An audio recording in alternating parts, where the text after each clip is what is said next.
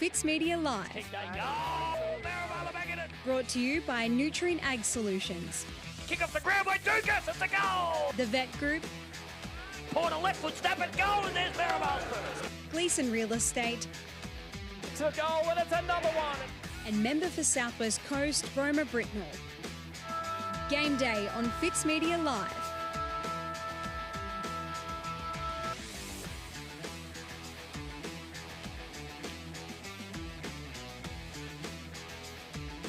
They fell with their faces to the foe. They shall grow not old, as we that are left grow old. Age shall not weary them, or the years condemn. But the going down of the sun, and in the morning, we will remember them. Lest we forget.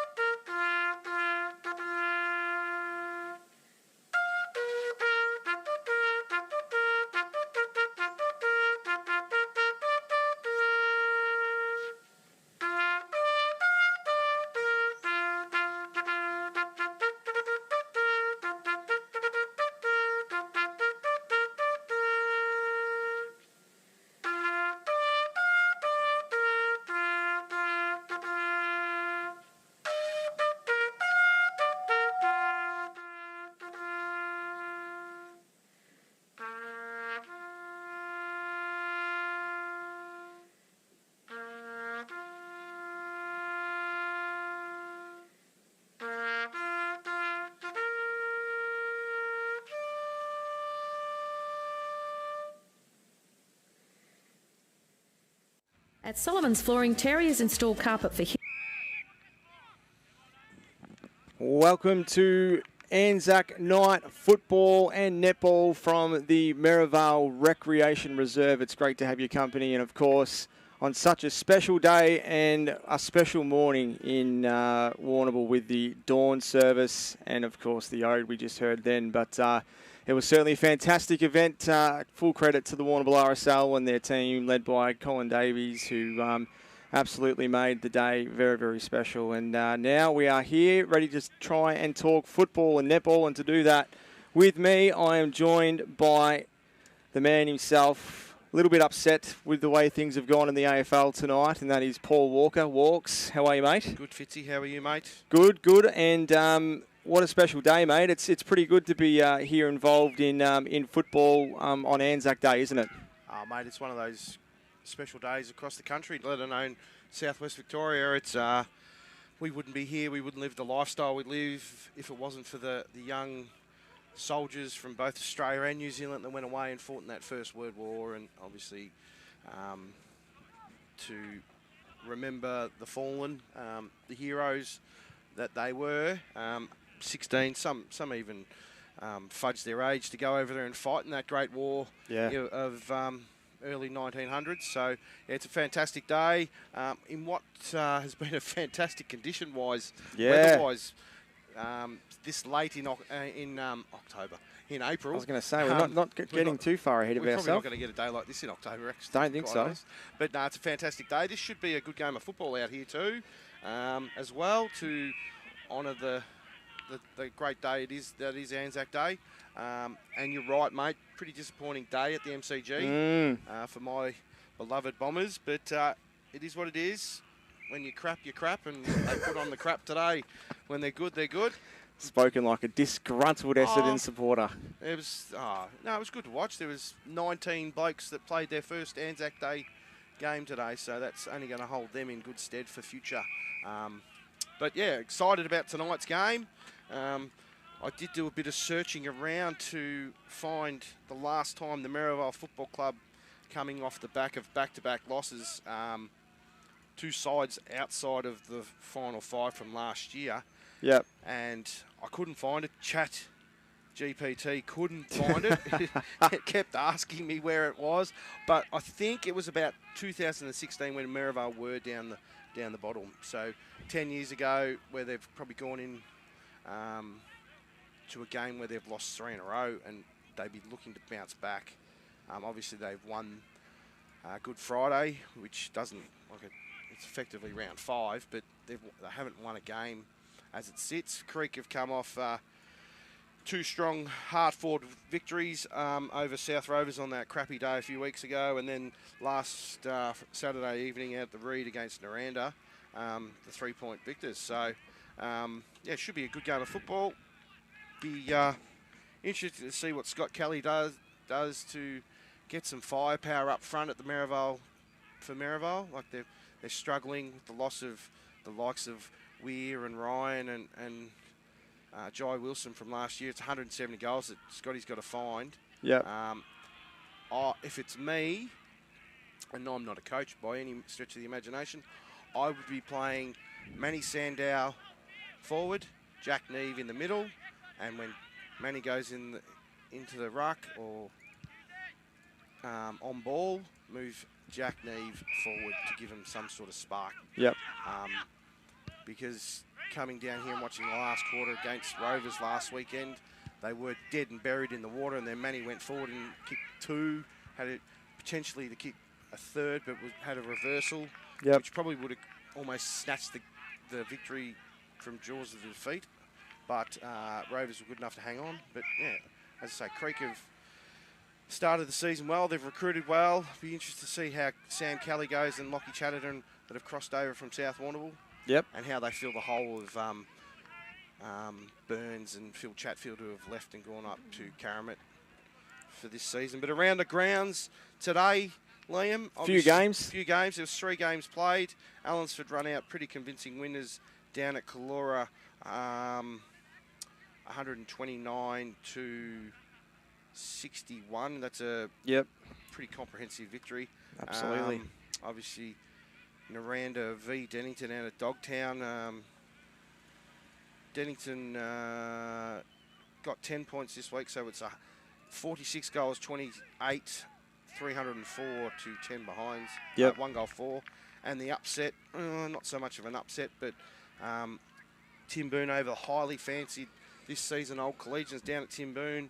Run out victors by 7 points. That's Tim Boone 15-11, 101 to 14-10, 94 Old Collegians. So well done to Tim Boone. We obviously did that game last week against Panmure. Yeah. It just shows how easily, how even the competition is, with the exception of Dennington. And we must mention what's actually happening at Dennington. So crisis meeting during the week to see what was going to happen.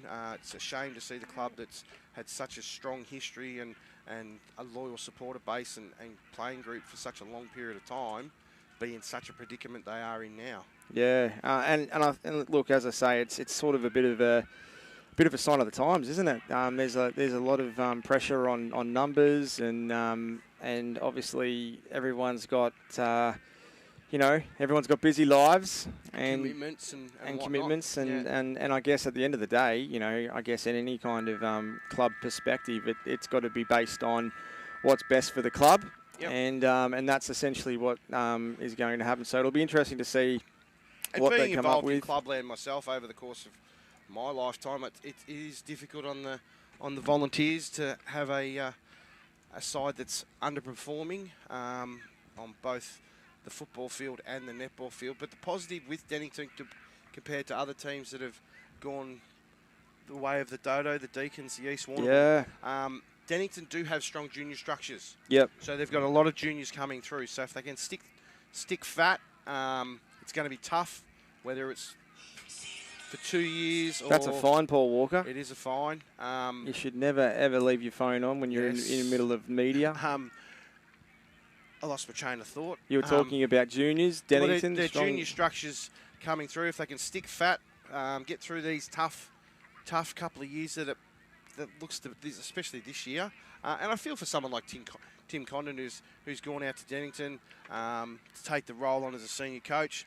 I believe watching Tim do his work at North Warrnambool and so forth, I think Tim will be a really good coach if he can get a side that can have some cattle and things like that. He will be a successful coach.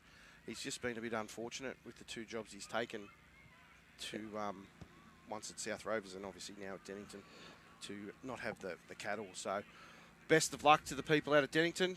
Stick fat. You've been a strong, resilient club for a long time, number of years. But we all go down.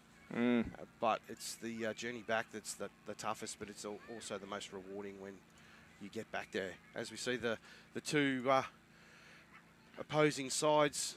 Good win to the Creekers. Good Creek win. Merrivale got a goal right on the siren. In the reserves grade here, it was 16-17-103 to Russells Creek, to Merrivale 1 goal 3-9. And as the umpires lead them out, we've got Dart, Lockheed and Walker tonight proceeding in the game. And as we see the 2 clubs, both Russells Creek and Merrivale, run out on the MCG.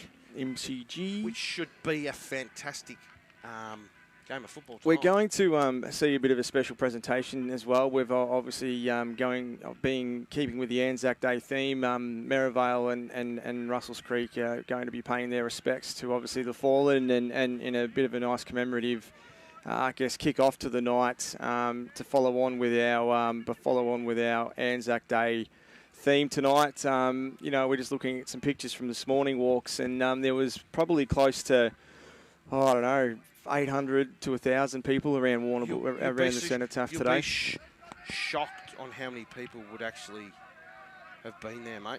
It was I'm not sure whether I've been there probably 6 years in a row, and probably from the 100th year on that I did go every morning. Yep. And they're halfway down from Liebig Street to the Timewell Street roundabout. So there is a lot of people there to get up, and it's a thriving metropolis down the bottom end at 5:30 in the morning. Absolutely.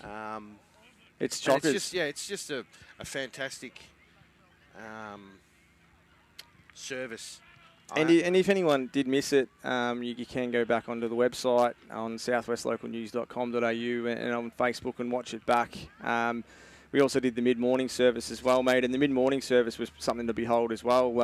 There was a huge march. Obviously, we're looking at pictures now coming up the main street of Warrnambool, and the march was just pretty amazing. There's nothing better than some bagpipes playing and the drums and seeing young and old coming together with a nice tribute and march. But just look at those numbers there, walks. It was a pretty amazing scene there today, and the march is something I've taken part in the past, and and obviously for people out there that don't know, we are related. Yes, that's right. Yep. I think our great uncles fought in the First World War. I yes. just remember seeing in your grandfather's house photos. I think our Uncle Jack fought in the war as well. Yep. There was a few of our relatives. The Fitzgerald and the Walkers and the Murraheys and everyone else. And but it's great that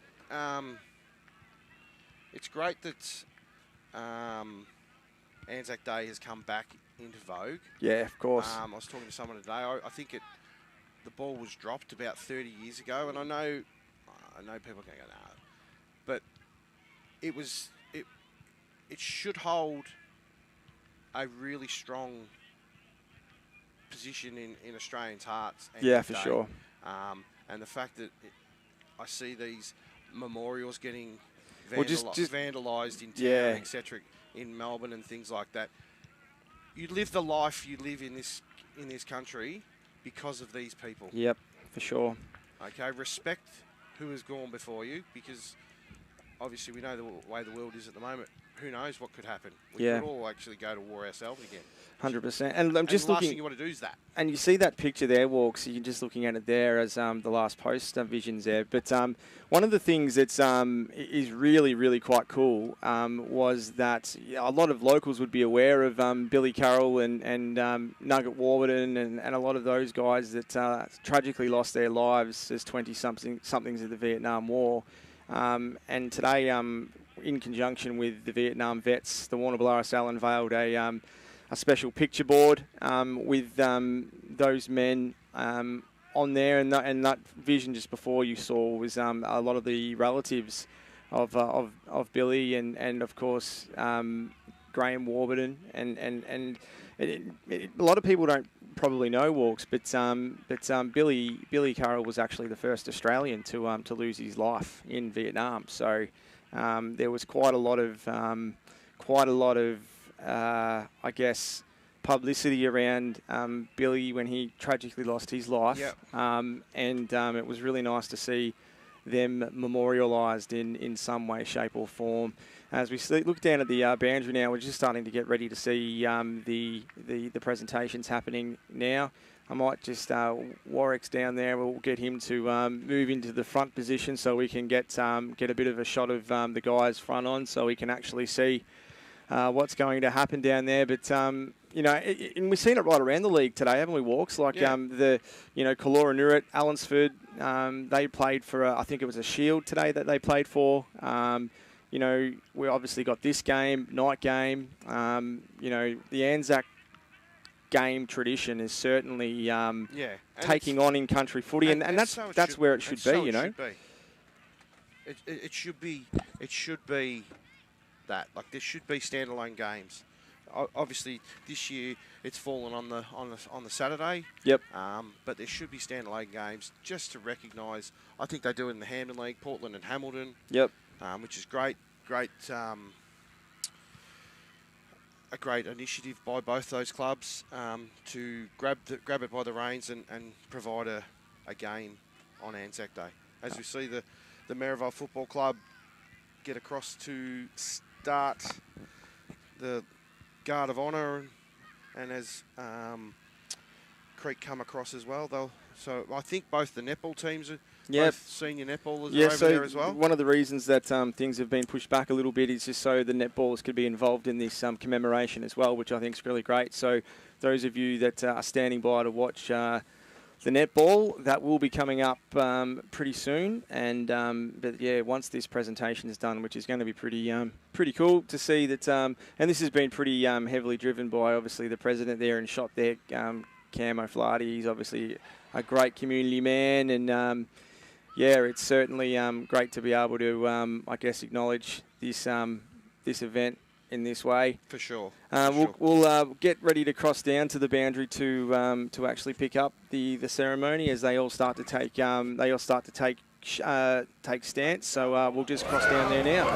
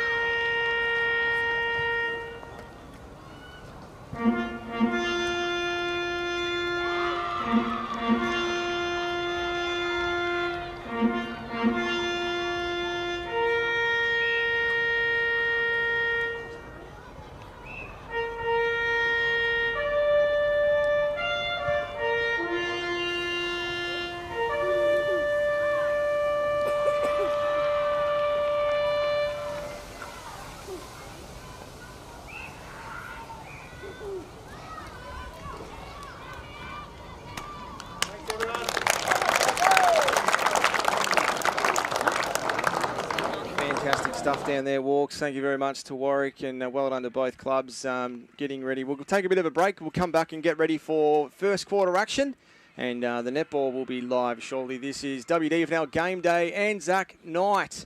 Football and netball will be back shortly. At Solomon's Flooring, Terry has installed carpet for his mum and is giving the chance for another mum to win a voucher for $2,000. Carpet, tiles, blinds and much more. Yes, $2,000 to give away. See our Facebook page for details. National Tiles, Solomon's Flooring and Blinds, 1050 Raglan Parade. SHB Lending's Tony White has developed his customer-first approach over 30 years in the banking and finance industry. That experience allows Tony to provide valuable insights to his clients. Tony is passionate about seeing his clients achieve financial success. SHB Lending helps you manage financial arrangements, guiding you through key life moments. If you're thinking finance, it's simple. Think Tony White, SHB Lending. Hi, I'm Roma Britnell and I'm your local Member of State Parliament. Together we can make the South West Coast an even better place to live. But I need you to let me know what's important to you. Only then can I truly understand your aspirations and be the best representative for you. Feel free to drop into my office and share your thoughts with me. I'm also online at romabritnell.com.au or catch me on social media. I'm here to work for you. Let's make it happen and let's make a difference.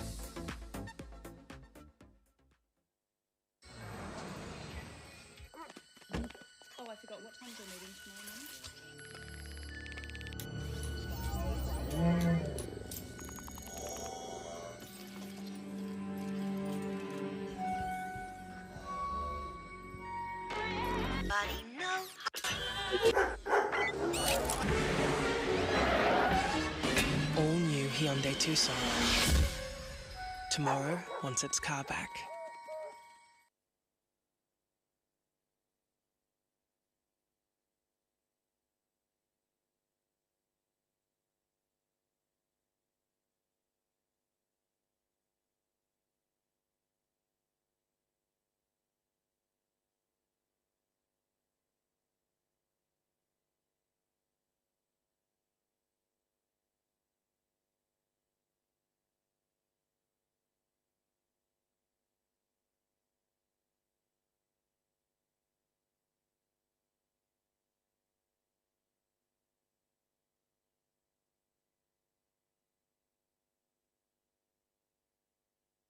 I can't hear a word you're saying either. I said I'll wait for it. I'll get back to you, mate. I've just making sure the netball's going to go live. No, fair enough. Brady intercepted by Porter. Kick out of defensive 50. It could have been a free kick.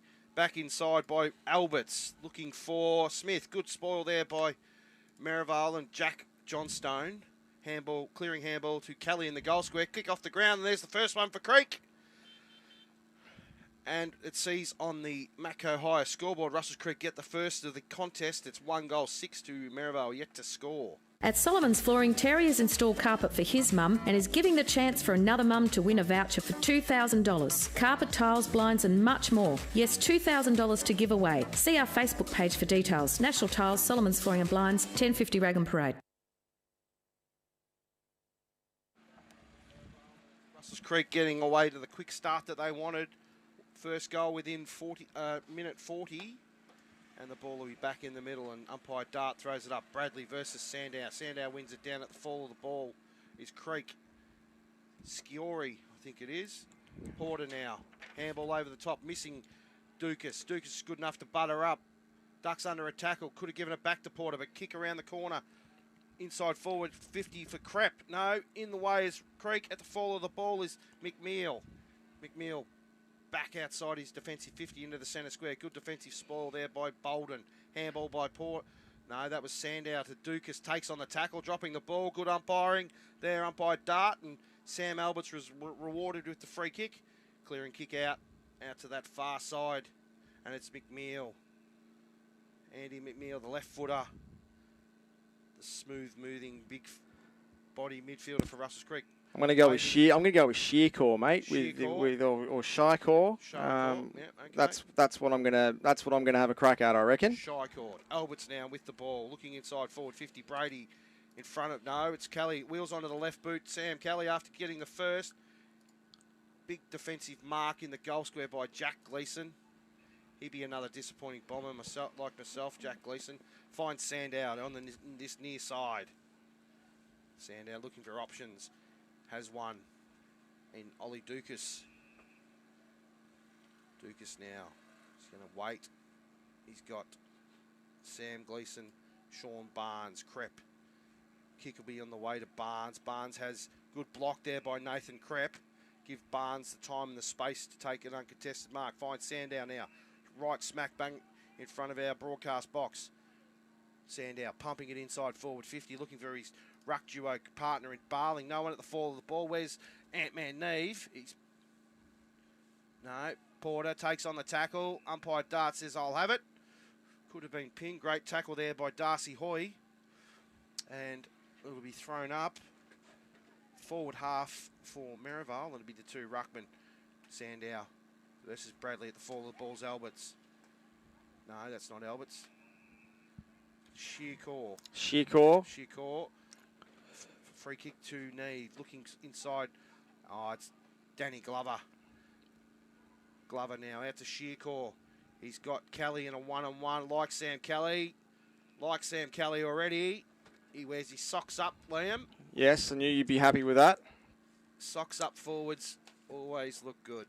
Sam Kelly lining up for his second 4.5 minutes into this first term. It sees Russells Creek with 1 goal. Merrivale yet to score. Sam Kelly, the former Hampden League South Warrnambool football, coming in. Kick on that left foot. Kick on its way. It's home. He loves it off the boot. Sam Kelly has 2 in the first 5 minutes of the game. And that sees Russells Creek 2 goals straight to Merrivale, yet to score. So good start to Russells Creek, Liam. They're running it really well, aren't they, mate? Like, they're getting into that midfield and they're kicking it down and just getting a really good presence on the game real early. And like you mentioned, he's an imposing figure. He's a big man. Yeah, he's and obviously great to have. He'd be a huge asset for the club to be having back for this contest and for the season, mate. By the look of it, for sure. For sure, and like obviously Jyron Chatfield can go and roam the wide open spaces here at Merrivale as well. Absolutely. He's one of my favourites, Jyron. I know that. He's a pretty good player and highly skilled, and it'll be the 2 ruckmen again. And as I said, like Merrivale haven't really lost anything in the midfield group. They've just lost it up front, and the ball comes out pretty quickly. Ball's thrown up by Lockheed. Sandow wins down straight to Sam Alberts. Alberts handball back to McNeil. McNeil through the traffic on that left foot. Bananas it around the corner. And Tom Smith. Tom Smith will wheel around. He'll head for home. Kick on its way. It's home. There's the third one to Russells Creek. Look out. And they're off to a hot start. Certainly are. Thanks to Turl and Plumbings. Absolutely. And on the scoreboard, see 6 minutes in, Russells Creek 3 goals straight, 18 to Merrivale yet to score. So fantastic start. They're just really quick. Manny Sandow's getting first hands on the ball there, but he doesn't have any continuity with his midfield group. He keeps whacking it to the same spot, and Sam Alberts is generally there. As we see inside the centre circle, we've got Sandow versus Bradley again. Sandow wins it again. He'll get in the way as Alberts. Porter putting the pressure on. Back to Jalen Jenkins. Back to McNeil onto that left boot. Outside looking for Chatfield. Good contest there by Jack Gleeson at the fall. The ball is done. Dunn now has got spaced inside forward 50 to a 3-on-2. Favouring Merrivale. Defensive spoil to the boundary line. And trickles out of play in front of Lockie Chatterton. Another one of their recruits from South Warrnambool. I think Lockie Chatterton won the goal kicking at South Warrnambool last year for the competition. So he's a handy little asset to their team too, Liam. Absolutely, yeah, and look, as I say, it's good to see that there's some good players coming into the league this year, isn't there? Like they've got a couple of really good recruits. All the clubs been very good. A push in the back against Chatterton to go to that man Jack Johnstone. I'm pretty comfortable his mum will be watching tonight up there on the sunshine in Queensland. Finds Manny Sandow with a defensive kick. Missed handball by Sandow. He'd be disappointed about that to Dukas. Handball over the top to Wilson Lenahan, another man that I like with his socks up. Here's the Ant-Man, Jack Neve, Dodger Neve, takes a bounce, inside forward 50, looking for Barling and finds him. First good start, real, good little bit of play there for them, which was good. First real forward entry for Merrivale, and Reggie Barling will line up for their first shot on goal. And would you back him in, Walks? Oh, it's a tough kick. He's probably kicking into whatever the breeze there is, but yeah, I'll back him in. Back him Reggie in, Barling, kick on its way. Whoa, He's got the journey. Great likes kick. It. Good well goal. Well done, Reggie Barling. Good start to good steadying goal there to Merrivale. Sees them on the scoreboard at 1 goal 6. Oh, sorry, 1 goal 6 to Russells Creek. 3 goals 0-18 on the Matco Higher scoreboard. There's lots of accurate kicking, mate. Like Yes. it's going well. There's not too. They obviously if Merrivale can get it down to their inside 50, and they'd be really keen to try and, I guess, have a red hot crack, won't they? Obviously, sure. You know, start of the year less than ideal. No, that's exactly right. And ideal conditions for football. Oh, it's just balmy. As I said, if there's any breeze, it's not much. Sandow, one down by Sandow, down to Jalen Porter on the move, looking for Brad Bell. Brad Bell has got Barling, Crepp, heads to Reggie Barling, intercepting mark by Russells Creek and Alford. Inclusion this week is Braden Alford. Alford onto that right boot, out to that far side. That's a free kick against Sean Barnes in favour of Sam Kelly for a hold in the marking contest, as I get a message from that person on the Sunshine Coast. There we go, tuned in. She worded me up tonight, or during the day, are you doing tonight's game? And I said, yep, we'll be there. We're here right now. We are. Good tackle out there by Callum Dunn on Wilson Lenahan, and the ball will be thrown up by umpire Walker. And it'll be Sandow versus Bradley. Any relation, mate? It looks similar. No relation. Similar haircut. Yeah, well, you should have a similar haircut. That's all. You just live in the past. I was waiting for it. As the ball trickles out in front of the Merrivale coach's box, and it'll be thrown in. Right in front, the two ruckmen will do battle. It'll be Cawthorne and Sandown at the fall of the balls. Dukas, hospital handball to Ned Bolden. Good tackle there by Sam Alberts. And it'll be thrown up again. So Cawthorne, he's a big, tall boy. He is. He must be the backup ruckman. Sandown. Good work there by Cawthorne to get his hand in the way, but it's McNeil at the fall of the ball. Snap around the corner by Paddy Brady. Paddy Brady will find it hard today in those long sleeves. He will. It's quite warm today. I reckon when I got out of the car, it was about 25 degrees, and that was about 4:35 o'clock. I actually reckon it's gotten warmer. Probably has now. The sun's gone down. I'm almost certain of that. Cawthorne handballs it inside. Forward 50, but it's Sandown with a clearing kick. Leading in the race is Merrivale, coming from all angles. The fall of the ball, good pick up. I couldn't catch who that was. That looked like Nicholson. Nicholson in the wave. I can't say. Shykor. And finds Tommy Smith, who'll line up for his second. And he'll have the journey here, Tommy Smith. But no, he'll find Chatfield, who will have the journey. Jyron Chatfield lining up for his first shot on goal. And if you were Tim Martin and Russells Creek, you want the ball in the hands of Smith, Kelly and Chatfield to start this evening off. For sure. They're going to line up for their fourth goal, and this will be the third of their 3 guns to have a goal. Chatfield, kick on its way. Goal umpire does not move. Straight through the middle by Jyron Chatfield. That's his first. That's Russells Creek's 4th. And they lead 4-1 on the Matco High scoreboard.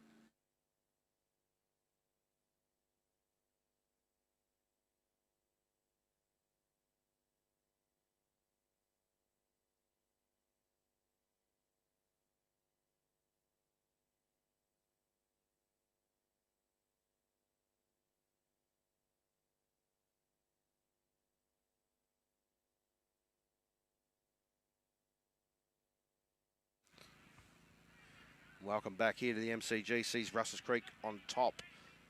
4-1 in the first 15 minutes of the term. resulting free kick will go to Reggie Barling, who looks to have moved into ruck. Give Manny Sandow a bit of a breather down forward. Barling looking for options, has Bolden now. Dangerous kick by Bolden, now has time and space to hit a target leading out, and that's that man Sandow, hits him lace out on the chest. Looking for Krepp, going back to the goal square. Nathan Krepp in a one-on-one. Where's he's made at the fall of the ball? Neve, no, he wasn't there. Porter takes on a tackle, handball back, and that's Kelly, Chook Kelly. First game in 4 years, James Kelly, and his first bit of action is a free kick to holding the ball, and it's clearing kick out, finds Cawthorne with that knee heavily strapped and that one sock up. Cawthorne kick it down the outer wing, front of the scoreboard. Overrunning it was Johnstone at the fall of the ball. Is Bolden, handball out, finds McCluskey. McCluskey misses a handball of Zane Neves, pushing the back by Alberts.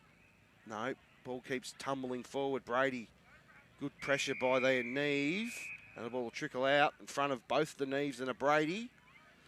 We've got two Bradys and two Neves out there tonight, Fitzy. Family affair. Correct. Sandow, no. Barling versus Cawthorne, no clear winner. Kelly, good work. Could have been a free kick against Zane Neef for too high on Kyle Maloney.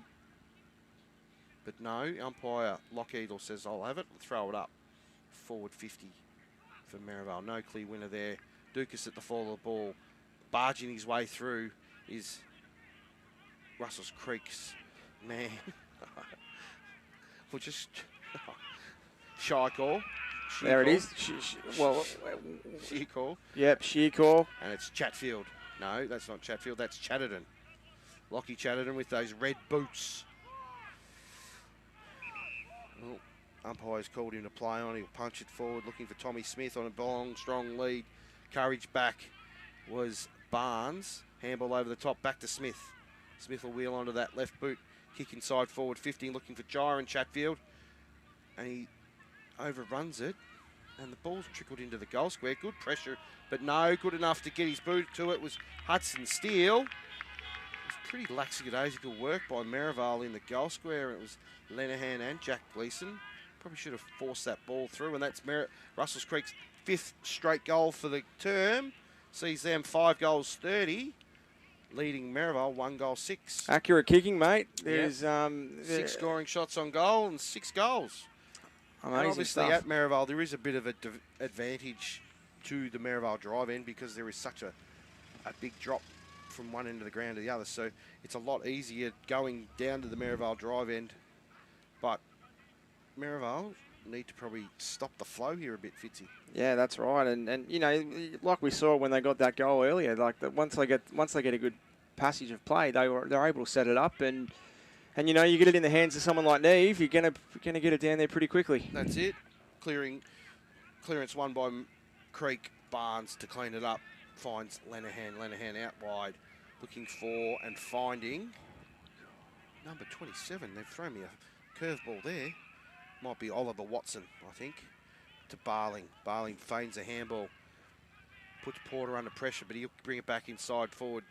Inside the centre, no, not quite to the centre circle. Good courage by Shearcore, who's been everywhere. I've stuffed his name up four or five times so far, Fitzy. Chatfield now, he'll wheel onto that right boot, pump it inside forward 50. Sam Kelly has the sit. Good spoil at the front of the ball by that man, Sean Barnes. And out in front of the Merrivale Social Club. Nothing really happening here. Brady snap around the corner. In front is Chatterton at the fall of the ball. He's Gleeson. Ducked his head, free kick. Going in the way of Merrivale. And that's number 42. That's Ben McChaney. And he'll square it up. Deep inside defensive 50, finds Gleeson. Gleeson will just take a bit of the sting out of it, finds Johnstone. Johnstone has a clearing outlet, and it's Porter. Good body work by Jalen Porter. He'll take a bounce. He's got Sam Alberts for company now. Porter, long searching lead from Sandow. He's good enough to butter up the drop mark. Clearing now for Creek is Hoy. Finds his teammate in Clark. and they're out, Russells Creek. They've got an overlap, perfect overlap there. Good running there by Dunn. Inside forward 50, intercept mark, dropped. Tough chance there, but at the fall of the ball is Steele. Steele around the corner looking for Chatterton in a one-on-one. McCluskey at the fall of the ball, probably too high. Good decision, umpire Dart. Free kick will go in favour of Josh McCluskey. Just a fraction high on McCluskey was Chatterton. And he'll look to clear it. Shift kick over the top, finds Dukas, who's been everywhere as well. Ollie Dukas. No, that's Jack Johnstone. My apologies. Johnstone. Clearing kick to that man, Sandow. Why wouldn't you kick it to Manny? He's big. Oh, it could have been dropping the ball. No, dangerous tackle, said umpire Walker. Resulting free kick will go in favour of Ned Bolden. Just to slow it down a bit, we've gone 18 minutes, nearly 19 minutes in this first term, and Bolden will kick it down to the scoreboard side. A bit strong for Sandow. Ball will trickle out of play. No, it won't. In front of Russells Creek's Jenkins. Inside come Creek. Finds Chatfield. Chatfield now looking at his options. Wheels around. Big kick on its way. Kelly splits open the pack. Fall of the ball is Steele. Blind turn out of trouble. Good handball over the top. Finding... No. Kick will trickle out of bounds in front of Brady. And that was Maloney at the fall of the ball with that kick inside forward 50. And it'll be thrown in right next to the right hand behind post, favouring the end that Russells Creek are kicking to. And it'll be thrown back in. Kelly do battle with Barling. Kelly was down the fall of the ball's Chatterton. Where every good small forward should be Lockie Chatterton. And that's his first goal on the game. And that's 6-1 in the first term in the favour of Russells Creek. And it sees them lead 6 goals straight 36 to Merrivale, 1 goal straight 6 on the Macco High scoreboard. Hi, I'm Roma Britnell and I'm your local Member of State Parliament. Together we can make the South West Coast an even better place to live. But I need you to let me know what's important to you. Only then can I truly understand your aspirations and be the best representative for you. Feel free to drop into my office and share your thoughts with me. I'm also online at romabritnell.com.au or catch me on social media. I'm here to work for you. Let's make it happen and let's make a difference. Welcome back here to the MCG, and it's Russells Creek going on their merry way. Another centre clearance to Creek. Fall of the ball is Johnstone. I think it was Johnstone there getting tackled. No, that was Ollie Dukas. No, my apologies, Wilson Lenahan. Ball will be thrown up deep inside Russells Creek, forward 50 at the fall of the ball is Bolden. Bolden chips it outside looking for Nicholson. Nicholson, good spoil on Nicholson by Haberfield. Good follow-up tackle by Haberfield. No play on, says the umpire. Stacks on the mill. Just out of the defensive 50 for Merrivale. And it'll be umpire Dart will throw it up. And it will be Barling versus Bradley. Bradley wins down at fall of balls. Merrivale busting through the packs. Bolden holding the ball. Good decision, umpire Dart. Ned Bolden, insufficient attempt or incorrect disposal. Bradley will pump it inside forward 50 now on that left shoe of his. Looking for that man, Kelly, but... Oh, strong mark. Kick was too long and strong for Kelly, and it's Barling deep inside his... Oh, next to the goalpost. Clearing kick finds Barnes in front of the Merrivale Social Club.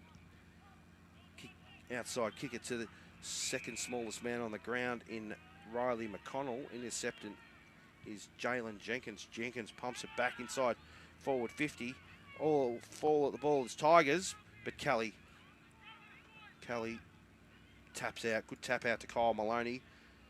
Stacks on the mill. Ball's not coming out of there. And 22 minutes gone in this first term. It sees Russells Creek 6 goals straight 36. Leading Merrivale by 5 straight goals. Commanding lead, mate, early, isn't it? Very much so. But as I say, Merrivale have got the aid of the downhill option in the next term. So you're just not going to know. They've just got to batten down the hatches. Umpire Dart's looking to pay something. And there's the first blemish on the scoreboard for either side, and it's a rush behind to Russells Creek, sees them move to 6 goals, 137, leading Merrivale by 1 goal straight. So what's that? 31 points. Good clearing kick by Gleeson. Finds on this near side McCluskey. No, that's Barling, I should say. Good high leap there by Merrivale. At the fall of the balls, Brad Bell sees the ball trickle out of play in the possession of Brad Bell, and it'll be a throw in right in front of us here. Fitzy on this near side. Beautiful night here, mate. The Merrivale cricket ground in magnificent conditions for a night football. Porter, handball over the top. Probably should have kicked it, but it's McNeil now intercepting handball from Porter. Pumping it inside forward 50. Good spoil on Chatterton. Fall of the ball is Brady. And that's another one. Another goal. That looked like it was Seamus Brady. And that's the seventh goal on the scoreboard to Russells Creek. Sees them 7 goals, 143, leading Merrivale 1 goal straight 6 on the Matco High scoreboard. Hi, Ben Cunnington here. When it comes to looking after my property, there's one place I trust, Bell's Garden Centre. They stock ride-on mowers from Ferris, Ariens and Country Clipper, plus small power equipment from Victor, Super Swift, Echo, Shindaiwa and Greenworks. With over 60 years combined servicing experience, they'll keep your gear running right. And it's not just machinery. Bells have everything for your garden, from giftware and pots to bird baths and concrete features. They even deliver anywhere across the southwest. So if you want the best for your yard, head to Bell's Garden Centre. They've got you covered. Welcome back here to the MCG. The Merrivale Cricket Ground sees Russells Creek commanding leaders over Merrivale. Clearance by Creek. Kick off the ground by Maloney. Oh, that might have been done. Another one by McNeil. Leading in the race is Chatterton. It is Chatterton. Chatterton. Quick kick around the corner to no one in particular. Bounce of the ball eludes Barnes. Tap over the top by Alberts. Finds Kelly. Kelly snaps it around the corner to McNeil. McNeil intercepted by Jack Gleeson. Jack Gleeson handball over the top, looking for Barnes in front of the social club here at Merrivale. Sean Barnes clearing handball. It was a bit high and hot for Bolden, and it trickles out of bounds right in front of the canteen. And our man Reece Raymond, mate, I've worded him up. We should be seeing another delivery. We should see a delivery at half-time by the big fella. Fantastic. One down by Sandow, but it's Chatfield in the way. Handball back to McNeil. They've got a lockdown on McNeil. And it's Danny Glover kicking inside forward 50. For those that don't know, that's Richie Glover. Richie Glover from Creek. I like to call him Danny after Lethal Weapon. Good movie. It was a classic. And nothing really happening there. And Bolden just steps out of bounds. It'll be thrown in by the little boundary umpire with bright orange boots. Geez, they do a good job, these kids. They do. Throws it back in. Good toss, young fella. One down by Sandown. At the way is that man McNeil. McCluskey gets in the way again. Good mark by Bell, just reading the flight of the ball. Comes inside forward, inside the defensive 50, finds Sandow. As you would, you've just kicked to the big fella. You've got a run on here, over the top. Oh, well done off the back was Haberfield. Intercepted the handball by Dukas, but Porter, clean hands, Jalen Porter. Finds Neve, and there's the siren. That was a really short quarter in the end. But it did. Really short quarter that sees Russells Creek kicking 7 goals, 1 to Merrivale. 1 goal in that first term. Yeah, it was a commanding start by Creek. Very good start, that's for sure. And you know, it's one of those. Look. It's just that run through that midfield. As soon as they got it from the centre ball, they just booted it down to the and they got some big targets down there too, which is brilliant to see. They've got some firepower, and as I say, if I was Tim Kelly, doesn't he play for West Coast? Tim Martin, I would have been quietly hoping in my preparation that my big forwards could get a start, and Chatfield with 1, Tommy Smith with 1, Lockie Chatterton with 1, and Sam Kelly with 2. You couldn't have asked for a better start from Russells Creek.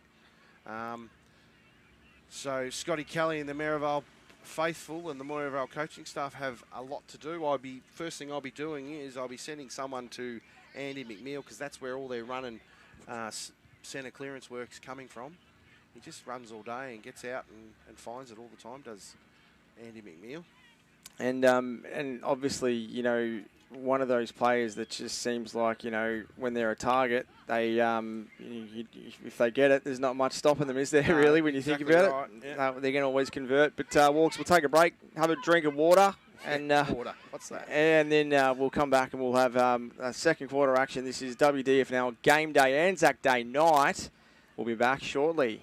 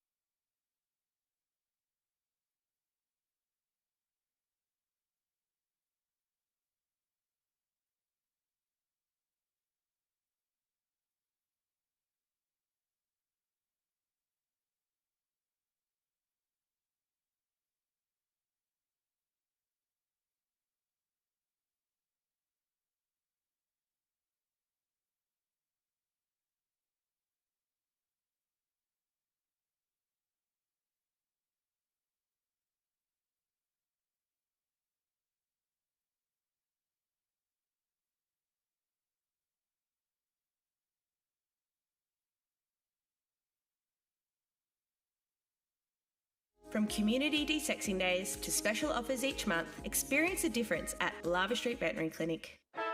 Through the race and out onto the arena, here is the toss. Tom gets the first possession, quick pass to Brett, drops the sitter, Play on down the corridor, a cracking effort by Sam. Down the line to Tim with a sizzler. A turnover from Michael. Rachel gets it back. A chip kick to Charlotte. Shakes off the tackle. Back down the line to Sam. Stacks on the mill, but he gets it out to Brett. He spins and bags a goal. Kerman's Hamburgers for the win. A fan favourite since 49. At Solomon's Flooring, Terry has installed carpet for his mum and is giving the chance for another mum to win a voucher for $2,000. Carpet, tiles, blinds and much more. Yes, $2,000 to give away. See our Facebook page for details. National Tiles, Solomon's Flooring and Blinds, 1050 Raglan Parade.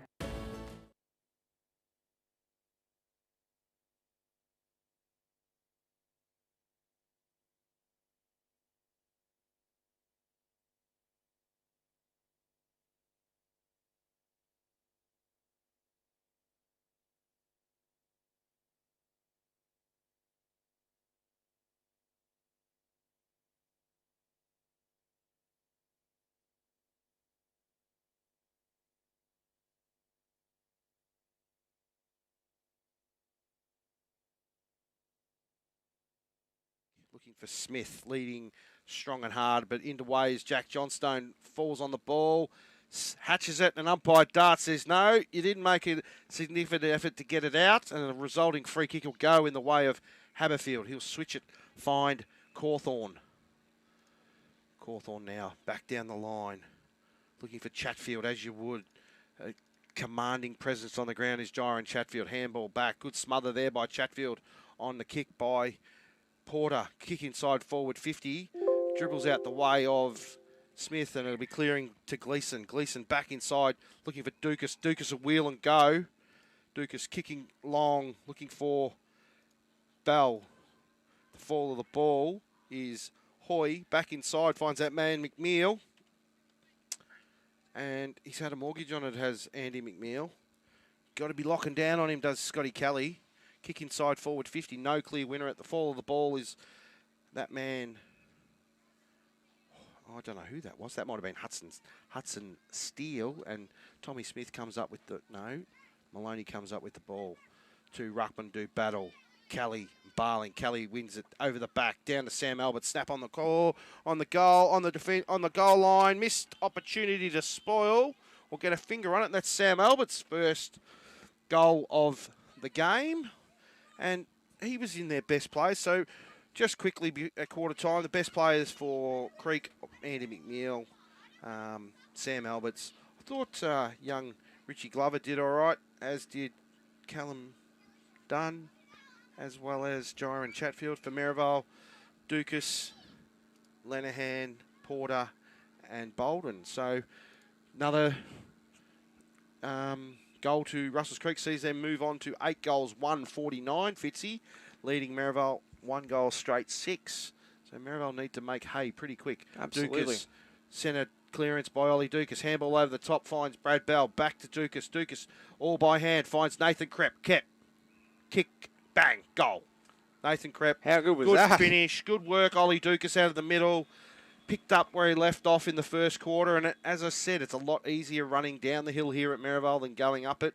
And on the scoreboard sees Merrivale get their second goal. That's 2 goals straight, 12, trailing Russells Creek by 37 points. 1 goal, 8:49 on the Macco High scoreboard. If it's time to add a little magic to your flooring and windows, our online catalogue is full of great ideas at great prices. There's magic in a Solomon's floor. Yes, Grace, and there's magic in a Solomon's store. Welcome back to Merrivale, and it's a much-needed goal to the home side. Could have been a free kick to Jalen Porter for holding, but a centre clearance by Merrivale. Kick up the chimney. Ball bounces forward. Good handball over the top by Krepp. Intercepted mark by Brady. Brady has Alberts in a 2-on-1. Favouring Russells Creek. Could have been tripped. No. Neve keeping the ball in front of him. Probably better if it went out of bounds for Merrivale and Zane Neve, who gets up holding his head. Might have copped a errant foot as he went to ground, as Sam Gleeson gives the ball back to the young boundary umpire. So they've cancelled out that first goal of Creek in that early stages of this quarter, have Merrivale, but they need to get a couple. Streaming through his knee, but in the way is Brady. Brady by hand went back inside the traffic, and that could be holding the ball. Umpire Dart says no. Could have been a free kick against Maloney. Good tackle on Maloney by McConnell. Sandow wins it down back. Brady's in the way. At the fall of the ball is All Creek. Good pick up and tackle. Ball's not coming in there by Sam Alberts. Tackle was on the big fella in Manny Sandow. He doesn't mind getting down and dirty. He doesn't, does he? Loves it. Sandow versus Cawthorn. Sandow wins down, gets his own tap. Kick deep inside forward 50. It'll be a throw in, probably about 10 metres around from the behind post. As the young boundary umpire bends over the... good on him. Some boundary umpires would have waited for someone to get the ball back, but not this young fella. Comes in. It's almost a centering kick from the boundary line where they come in from the boundary umpires. Thrown in. Sandow's just going to rove it, let Cawthorn win it. Smother. Good work in there. Bouncing off is McConnell. Handball finds Neve, but no. Comes out. And it's Hoy clearing kick out to their half back line. But in the way is Mall Merrivale. They've set up really well. Handball over the top. Inside forward 50. Indiscriminate kick. And it's that man Crap. Oh, just dribbles away from the goal. Sandow playing for a free kick, and umpire Dart was having nothing of it. And it'll be a throw in 5 metres around from the Merrivale goal.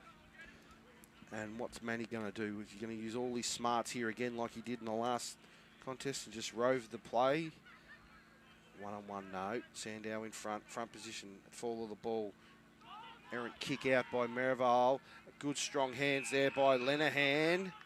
Wilson Lenehan can go back and line up for his first goal on the day, or the evening I should say, with those socks up, those yellow and black socks. Oh, they look fine when they've got their socks up, Fitzy. They do, I know you like it. It's got to be, if you can't be a footballer, at least look like one. Lenehan. I have the same theory about golf. Breeze. Kick on its way. Umpire works a little bit, but it's home. Great finish, Wilson Lenehan. Great intercept, Mark, and that's a much-needed goal to Merrivale. Sees them move on to 3 goals straight, 18. Still trailing Russells Creek, 8 goals, 149 on the Macco High scoreboard. Through the race and out onto the arena, here is the toss. Tom gets the first possession, quick pass to Brett, drops the sitter, play on down the corridor, a cracking effort by Sam. Down the line to Tim with a sizzler, a turnover from Michael. Rachel gets it back, a chip kick to Charlotte, shakes off a tackle, back down the line to Sam, stacks on the mill, but he gets it out to Brett, he spins and bags a goal. Kerman's Hamburgers for the win, a fan favourite since 49. Welcome back here to the MCG, and it's Merrivale getting back-to-back goals for the first time of the evening. No clear winner from the centre square or centre bounce, and an umpire Lockheed, son of Andrew, will throw the ball up on centre wing in front of the Gleeson Real Estate scoreboard out there on that outer wing. Handball over the top, looking for Watson. No clear winner. Brady bends down, gets it, kicking inside by Maloney. Looking for and finding Sam Alberts in front of the new scoreboard here at Merrivale. Alberts runs around the man on the mark, taking full advantage of the stand rule, looking for Tommy Smith. Good spoil there by Johnstone. Handball out by Smith. And it's Merrivale. Jack Gleeson. Back to Barling. Barling kick around the corner, straight to his opposite number in Cawthorn. And he'll pump it back inside forward 50. Probably should have given it off to a designated kicker, did Reggie Barling. Cawthorn back inside forward 50. In the way is Barling at the fall of the ball. Is that man McNeil running around on his left boots. McNeil has a flying shot on goal, and it's out of bounds on the full. Resulting free kick will go in favour of Merrivale. And it'll be number 42 for Merrivale. Ben McKaylee, is that how you say it, Fitzy? I reckon so. Yeah, looks like it. Ben McKaylee. McKaylee. Mulcahy. I'd say. Mulcahy finds Brad Bell with a clearing defensive kick. Bell looking for options right in front of us here on the broadcast side. Why wouldn't you kick it to the big fella? And over the back, they're off to the races are Merrivale. Sam Gleeson should just be pumping it inside forward 50. Put Wilson Lenehan to work. Lenihan leading in race. Follows as the bounce of the ball. Lenihan can handball it over to Dukas. Dukas will run into an open goal and kick it a behind. Oh, that would have been a handy goal there by Merrivale. Wouldn't it ever? Dukas just a bit tried the banana and missed it to the far side. And that sees their first blemish on the scoreboard. And it's 3 goals, 1, 19, trailing Russells Creek 8 goals, 1, 49, even 5 goals. As Jalen Jenkins will play on, bring the ball back in, going to the social club side here at Merrivale. Andy McNeil, very left-footed. He's a very much a left footer, is Andy McNeil, just wheels back in. Brady, fall of the ball, kick up the chimney.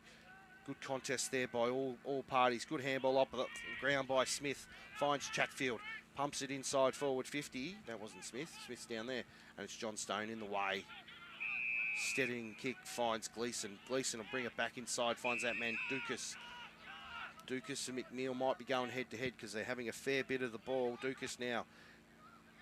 Errant kick, and it's Gleeson. That's got to be a free kick to Sam Gleeson. It's your kick, Sam. Don't be silly. And he's not. Sam Gleeson, he was opened up there, and Kyle Maloney made him earn the free kick.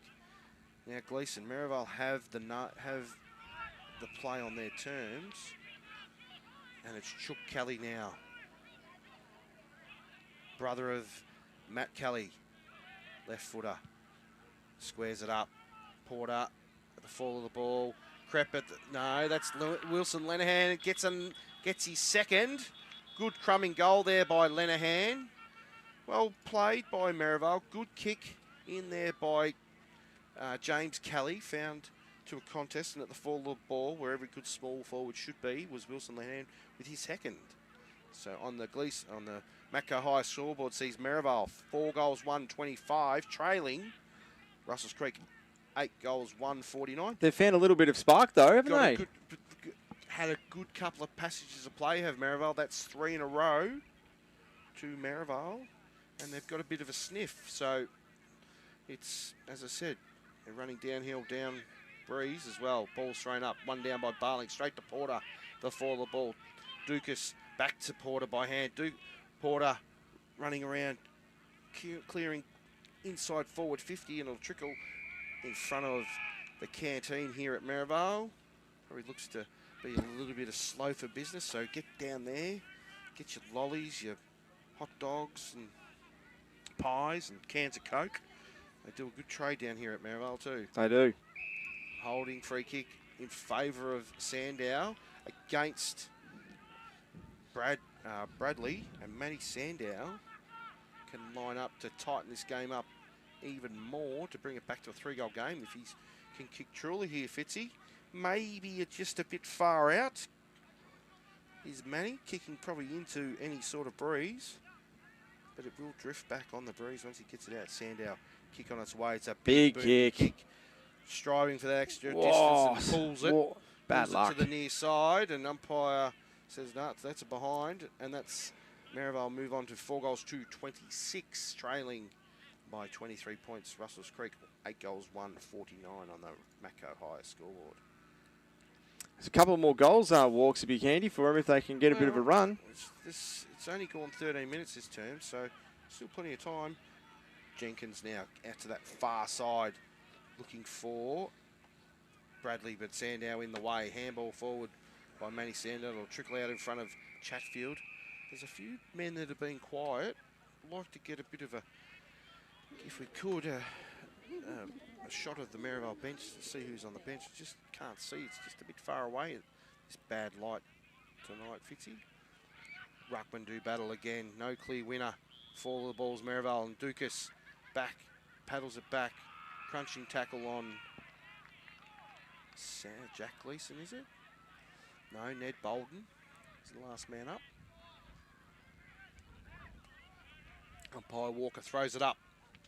No clear winner. Barling, handball. There's that man, the Ant-Man. Dodger knees, streaming inside forward 50. Shot on goal. Just a bit far. Good work, Jack Neve. I haven't seen much of him, but what we have seen has been electric. He needs to get himself into the game if Merrivale have a chance to get back into it. Clearing kick by Creek. And it's the 2 goal kicking forward in Lenihan. Back inside looking for the Crep. Good spoil there by Creek. But at the fall of the ball, Zayneve. Handball over the top. Looking for, and a big tackle on Bayliss by Maloney. And the resulting free kick will go to the man in the bright green boots, Ethan Bayliss. Manny sniffing around for the handball. Probably don't want to get it now, Manny. You're out of bounds. But Bayliss, deliberate approach on goal. Kick on its way. If it's got the journey, no, it just falls short and it's rushed through by Russells Creek, and it'll be another behind on the scoreboard. Sees Merrivale trailing Russells Creek 4 goals 3, 27 to 8 goals 149. Clearing kick by Jenkins. That's out of bounds on the full. Feels to me like that ball carried a little bit on the breeze there, Fitzy. Yeah, it looked like it. But that said, though, mate, there isn't all that much breeze. No, there's not. It's it's very, very still out there. Kick inside forward 50 finds Sandow in front of the Social Club. Sandow wheels around on the right boot. It's a poor kick. He's missed it to the near side. He probably should have took a bit more time there, Manny Sandow. But I've got the windows open because it's quite warm in the van. I feel a little bit of breeze on the bald head here, mate. So there is a little bit of a breeze. There is some out there. Clearing kick by Creek. And it's that man out there in Haberfield, I reckon. Just hard to see. No, that's Hoy. Charlie Hoy. Hoy kick up out of defence, drop mark, drop what he should have taken, did Braden Elfin. He was pretty much uncontested, and the ball will trickle out in front of the Russells Creek faithful out there on that hill here at Merrivale. It's a good viewing ground, Merrivale.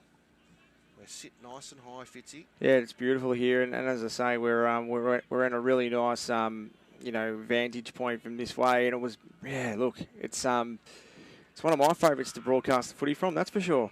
It is, and you're pretty close to the action. Obviously, with where the play is at the moment, it's a long way away from us. Lucky I've got the screen. I'm beginning to learn how to use this screen. Good. It took me 12 months. I know. No clear winner from the ruck duel between... Oh, here it comes out the back, and Bradley snaps around the corner in front. Is that man Chatfield? He'll wheel and play on straight away. Jiron Chatfield pumping in inside forward 50 to that man in Smith. Smith handball back inside, looking for Maloney. Smother, great smother there by Bolden, and it'll be punched out of play. No, it'll stay in bounds. Bolden gets back onto that right foot, clearing kick to a one-on-one contest between McCluskey and Chatfield, and it'll dribble out of play. Good to see people in shorts and thongs, and there's not too many puffer jackets or anything like that. It's quite a balmy evening down here in Merrivale. Very balmy. No, Bradley wins it down. In the way is Porter. Porter back to Dukas. Dukas takes a bounce, fumbles. In the way is Haberfield. Chatfield will bustle his way through, steadies it up and finds Shearcore. Shearcore back inside forward 50. Got a man all by himself. Courage back by Sean Barnes to spoil young Seamus Brady, and the ball will be thrown back in right next to the behind post, favouring Russells Creek, kicking to the midfield end, or the Bell's Garden Supply, Matco Hire end of the ground, almost the Kelly Hotel end of the ground, Fitzy too. Well, it's a very good end for the sponsors down that northern end. There's not much down the Merrivale Drive end. No, that's for sure. Except the ocean, except the Southern Ocean, and lots of tiger snakes. That's correct. Ball's just moved its way, probably 15 metres away from the boundary, from the behind post. And it'll be Smith, whacks it back inside. In the way is McCluskey at the fall of the balls. Brady, kick on the way. Steele has a flying boot at it, missed it. Good work there by young McCluskey. Lives to fight another day. Rushes another behind. Sees Russells Creek move on to 8 goals 250. Leading Merrivale 4 goals 2-26. Actually, it's 4 goals 5-29, Fitzy, to be honest. Quick kick, indiscriminate kick finds Hoy. Oh, it could be 50. No, umpire Lockheed says no. It was in the marking contest. Jack Neve. Kick her up. Finding Maloney. Maloney will find Chatfield by hand. Chatfield will pump it inside forward 50 to a contest. At the fall of the ball is Gleeson, the Jack variety. Quick kick out by Steele, and in front is Chatterton. Smart play, smart forward craft by Lockie Chatterton. Always be in front, and if there's a quick kick out of a pack, you can react the quickest. And be a handy buffer for them, mate, if they can get it. It'll be another. Merrivale had all the play. I didn't get this. I think it was 1 goal to 7 goals, 1. So Merrivale had all the play. Just haven't kicked truly. Chatterton. Kick on its way. That's his second. That's Russells Creek's 9th for the game. Sees them skip back out to a handy 27-point margin. That's 9-2-56 to 4-5-29 on the Matco highest scoreboard. At ASAP Local Plumbing, we know that when it comes to your home or business, you need a team that gets the job done right the first time. From expert hot water system installations to full septic tank and drainage solutions, we handle the heavy lifting so you don't have to. We're your go-to, trusted professionals for water quality and filtration. And welcome back here to Merrivale, and it sees Russells Creek leading, and it's Sandow down to Dukas. Back to Porter by hand, back to Dukas by hand. Dukas now, inside forward 50. No clear winner, and it's Manny Sandow. At the fall of the ball is Maloney. Maloney looking for Barling. Handball by Jenkins. Out to Brady. Quick kick to McNeil, who's been quiet in this second term, has Andy McNeil. Good strong mark by Shearcore. Shearcore back inside, looking for the ruckman in Cawthorn. Cawthorn kicks it up, looking for Kelly. The big presence of Sam Kelly. At the fall of the ball is Haberfield. Great blind turn out of trouble was by Pat Haberfield. Inside forward 50. Good defensive spoil by Jack Gleeson over Tommy Smith, and it'll be out of bounds for a throw-in. Good defensive work there by Johnstone. Stopped what was going to be a pretty easy chest mark by Tom Smith, and they can live to fight another day, can Merrivale. Ball's thrown back in. Sandow could have been holding the man in the ruck contest. In the back, you name it. That's taken on the traffic, and the umpire says holding the ball. Free kick against Sam Alberts, I believe. No, Shearcore, and resulting free kick goes to Barnes. Barnes will square it up, finds Bolden. Bolden has Johnstone further afield. Johnstone, easy chest mark, back over the man on the mark. They need to look to put pace on the ball to Merrivale. That's when they look the dangerous. Krepp, good strong hands by Nathan Krepp in front of Ryan Cook. Krepp now. Chisel kick, looking for Sam Gleeson. In the way is Hoy. Good strong hands there by Charlie Hoy. What's he going to do? He's got an option out wide, and it's Jenkins looking to probably take a bit of time off the clock. Creek looking for Alberts. Dangerous kick, but good strong hands by Sam Alberts in front of his opponent in Watson. Alberts squares it up. Defensive centre-half back finds Hoy. Hoy has a man on that far side running out from full back. Free kick front on contact against Merrivale. Resulting free kick will go to, that's probably Darcy Hoy. Hoy looking for Kelly. Good work in front by Barnes. Handball over the top, but intercepted by Gleeson. Back to Porter. Porter now. Snap around the corner. Sets his man a task, but it's carried all, and it's Watson tapping in front of him. Leading in the race is Krepp. He's got Cook, who's just got to bounce the ball better. Back to Jenkins. Back to score. Shearcore. Shearcore chips it inside. Could have been a push in the back. Yes, umpire darts paid it. Pushing the back against Andy McNeil. Probably didn't need to do it. Riley McConnell probably overplayed it, and he gets the resulting free kick. McConnell now pumped the ball back inside forward 50 for Merrivale. We've played 23.5 minutes here in this second term. Short kick finds Sandow. Has Bolden. Streaming pass probably a bit early. Sandow pumps it long to a one-on-one. Krepp. Oh, just a bit too much for Nathan Krepp. Good body work. Takes on the tackle is Hoy. Over to Brady in the headgear. Looking for Smith. Good contest. Tommy Smith at the fall of balls. That man McNeil. McNeil kick off the ground. Sandow got in the way. And it's Mulcahy. Oh, Sean Barnes, dangerous kick off the side of the boot, and it's Creek streaming forward. Kelly, handball out, finds McNeil onto that left boot, has Tommy Smith working hard back into defensive, attacking forward 50. Good spoil by Gleeson, leading in the race. Good body work by Bolden. Bolden, good shepherd by Gleeson, looking for and finding O'Connell. McConnell needs to look inside. He's got numbers inside the centre square. Too slow, Riley McConnell. He'll just have to kick it down the line. Looking for Sam Gleeson. At the fall of the ball is Neve. Neve kicking it over the head and intercepting for Creek is Hoy. Hoy steadies it down a bit. Oh, good work there by Zane Neve. Barling, bend down the big fella. It's a long way down for the ruckman. Where's the small crummers at the fall of the ball? Good, interesting handball there by Neve to find Porter. Snap on goal, and it's missed to the near side. As I said, Fitzy earlier, they need to put pace on the ball to Merrivale. They look dangerous when they do. They certainly do. And then, look, as I say, when they get it down there and you know, they've sort of kicked enough goals to get back into the game this quarter. So, you know, if they can just get a couple of quick ones, maybe one or two before half-time, it will actually probably work out pretty well for them. For sure. And it's Shearcor's got the ball. He's been very good for Russells Creek.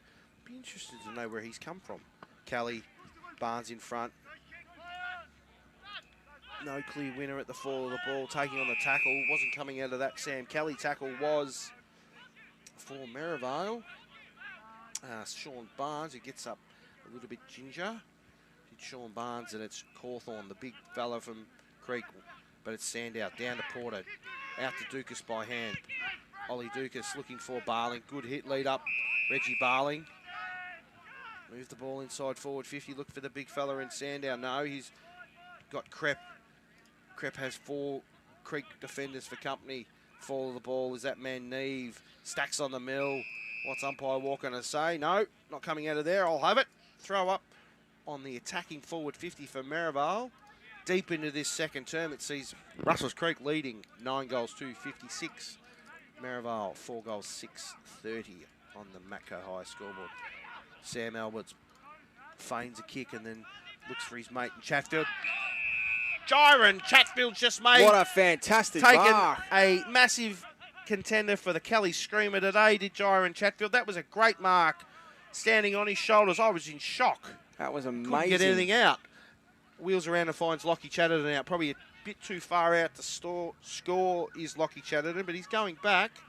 No, takes his time, looks for the lead and finds the leading man in Sam Kelly. Great work by Lockie Chatterton.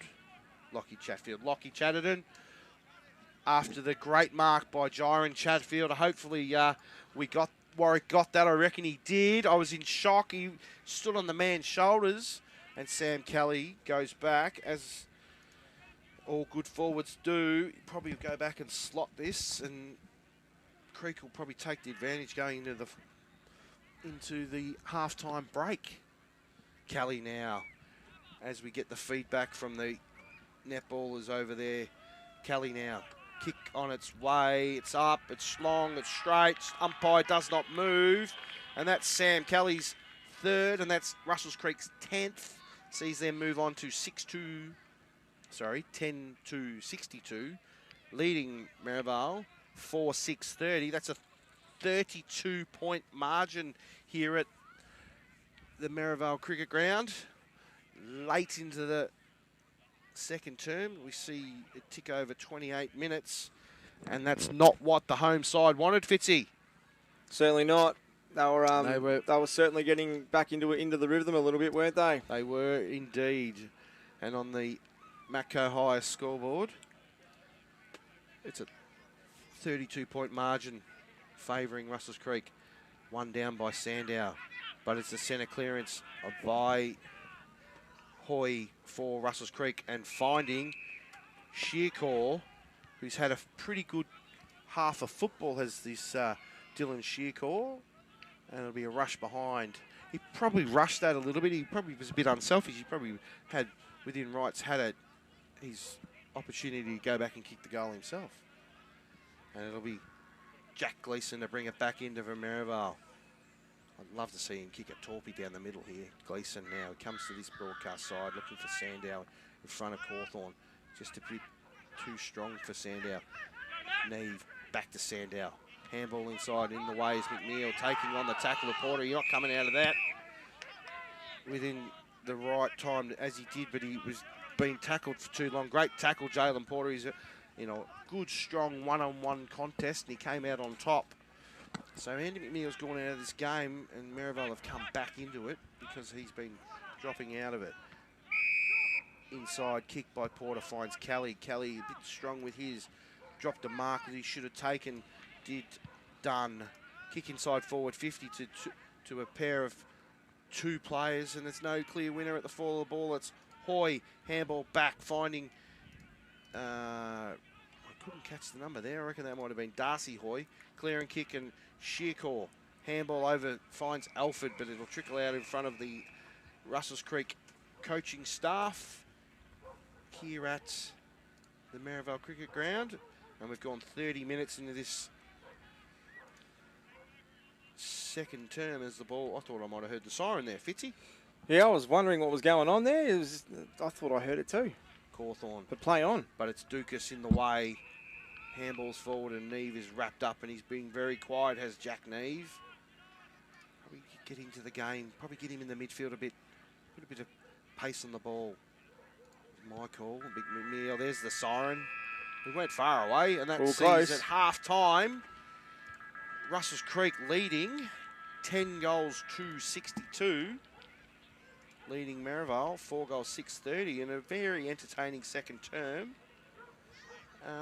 But Merrivale probably probably won the quarter, but didn't do enough to get back in when they hauled their play. They've probably kicked, 3 goals 6 in that term to 3 goals 1. So could have been more for Merrivale, but be interesting to hear what Scott Kelly has to say at half-time to the boys. But Tim Martin and the Russells Creek boys will be very happy with their first term, Fitzy. Rightfully so, mate. They've come out with a commanding lead. But look, as I say, when Merrivale had a chance, they certainly made the most of it, didn't they? It's not like they rested on their laurels. So for sure, this game's not over by any stretch of the imagination. Hopefully, with a home sort of home crowd and obviously the occasion, Scotty Kelly and his team might be able to come back out and I think they will and have a red hot sort of third quarter, mate. What are some highlights that have stood out for you, mate, so far? Well, the Gyre and Chatfield hanger in front of us.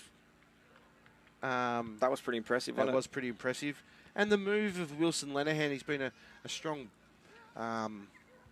solid defender. He's gone forward and got a couple. And Merrivale haven't played their best footy, but it's been the four key forwards for Russells Creek in Sam Kelly, Tommy Smith, Lockie Chatterton and Gyron Chatfield all chiming in with, they've kicked 7 of their 10 goals. So it's been a really good forward. They're not reliant on that Sam Kelly target. They're all chiming in and doing their bit. So be an interesting second half once it comes around.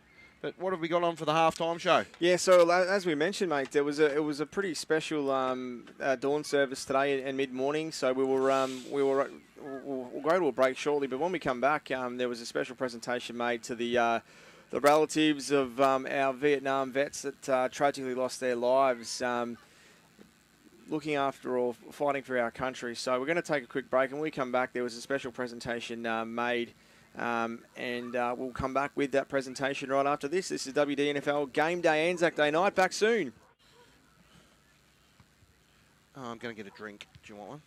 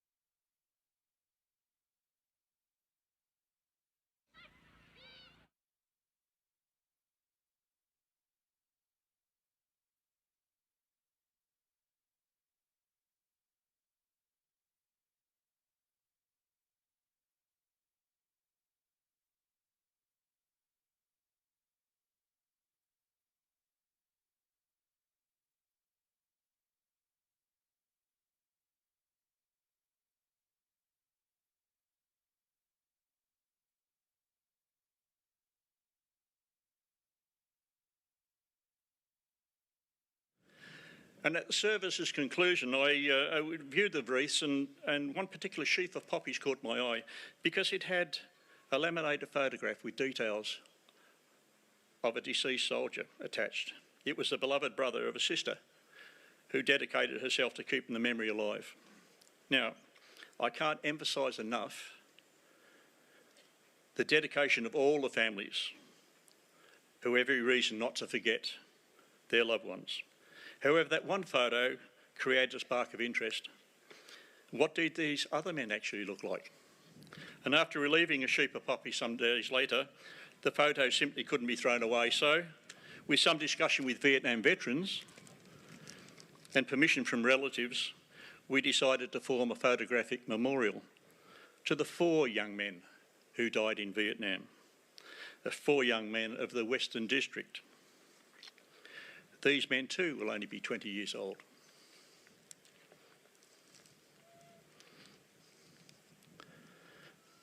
Allow me to pass on a true story. And among the general population here, there exists a not too well-known piece of information pertaining to one of these men. It's Graham Nugget Warburton of 5 Royal Australian Regiment. There was a song at the time in 1966 about Wolverton Mountain and the dangers of going there. And Nugget, if I may use his name, Nugget was teased with these lines by his mate, you know, Wolverton, Warburton. And so he got a really hard time. And the line sort of went, they say don't go on Wolverton Mountain if you're looking for a wife. Because Clifton Clowers has a pretty young daughter and he's mighty handy with a gun and a knife. It was the father protecting his daughters.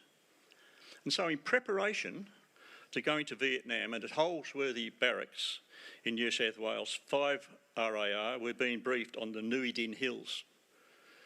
These hills were a stronghold of the Viet Cong and a dangerous place to deploy to, with caves, boulders, scrub, jungle.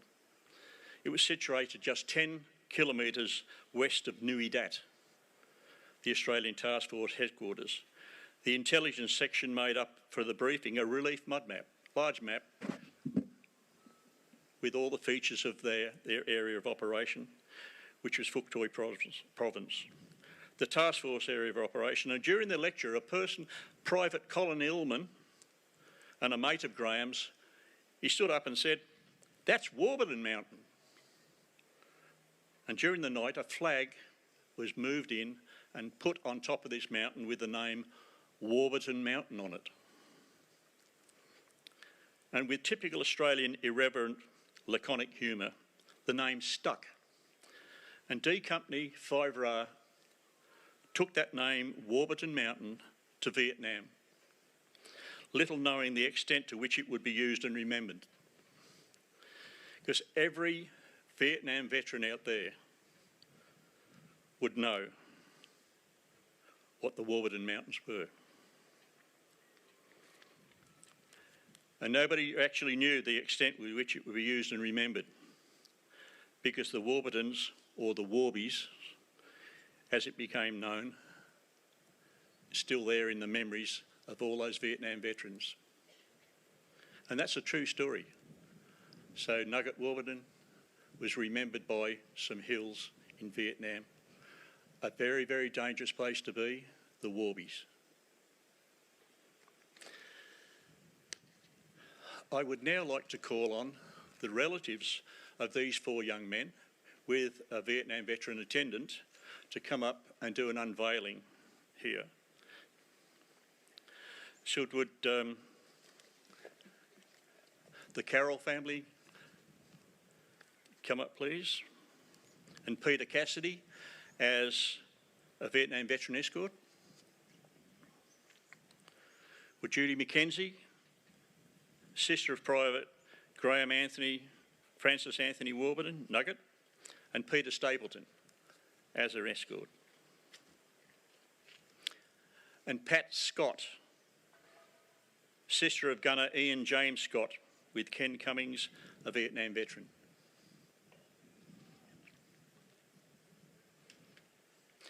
And Bruce Niblett, brother of Private Ralph James Niblett, with James Affleck, a Vietnam veteran.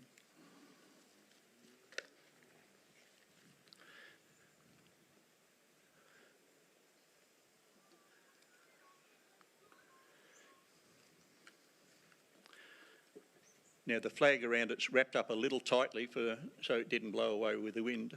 So would the family members just take a piece of the flag, the Australian flag, and just move it away for the unveiling of a memorial board?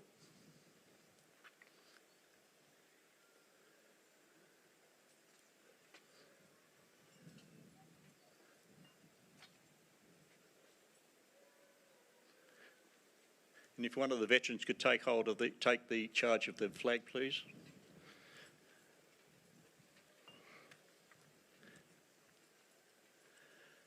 And if those relatives who would like to lay a wreath on behalf of their brothers, please do so now. Thank you.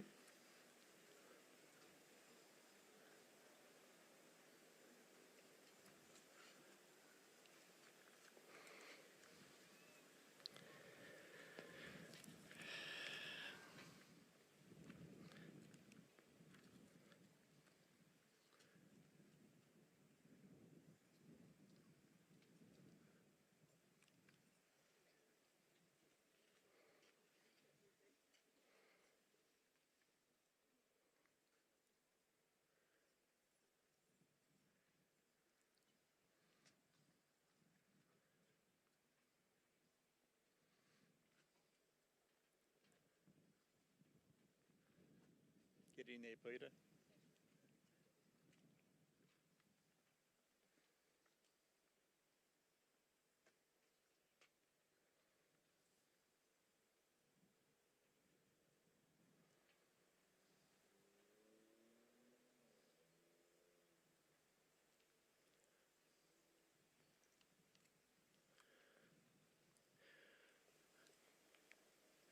So just from my perspective, a small photograph on a sheaf of poppies led to looking at people in a different light.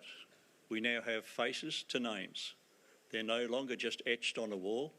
They are real people, and they will be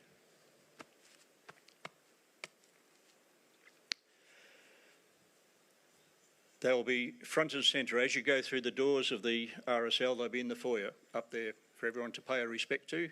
4 young men that should never have lost their lives, but they did, serving their country. Lava Street Veterinary Clinic, caring for Warrnambool's pets in our state-of-the-art family-run facility. This December, get 20% off all cat desexing and finish the year with healthy, happy pets. Visit 1051 Raglan Parade. At ASAP Local Plumbing, we know that when it comes to your home or business, you need a team that gets the job done right the first time. From expert hot water system installations to full septic tank and drainage solutions, we handle the heavy lifting so you don't have to. We're your go-to, trusted professionals for water quality and filtration. Matco Hire for all your hire needs. Portable en-suites, generators, toilets, and introducing Matco's new Genie 20-metre boom lift.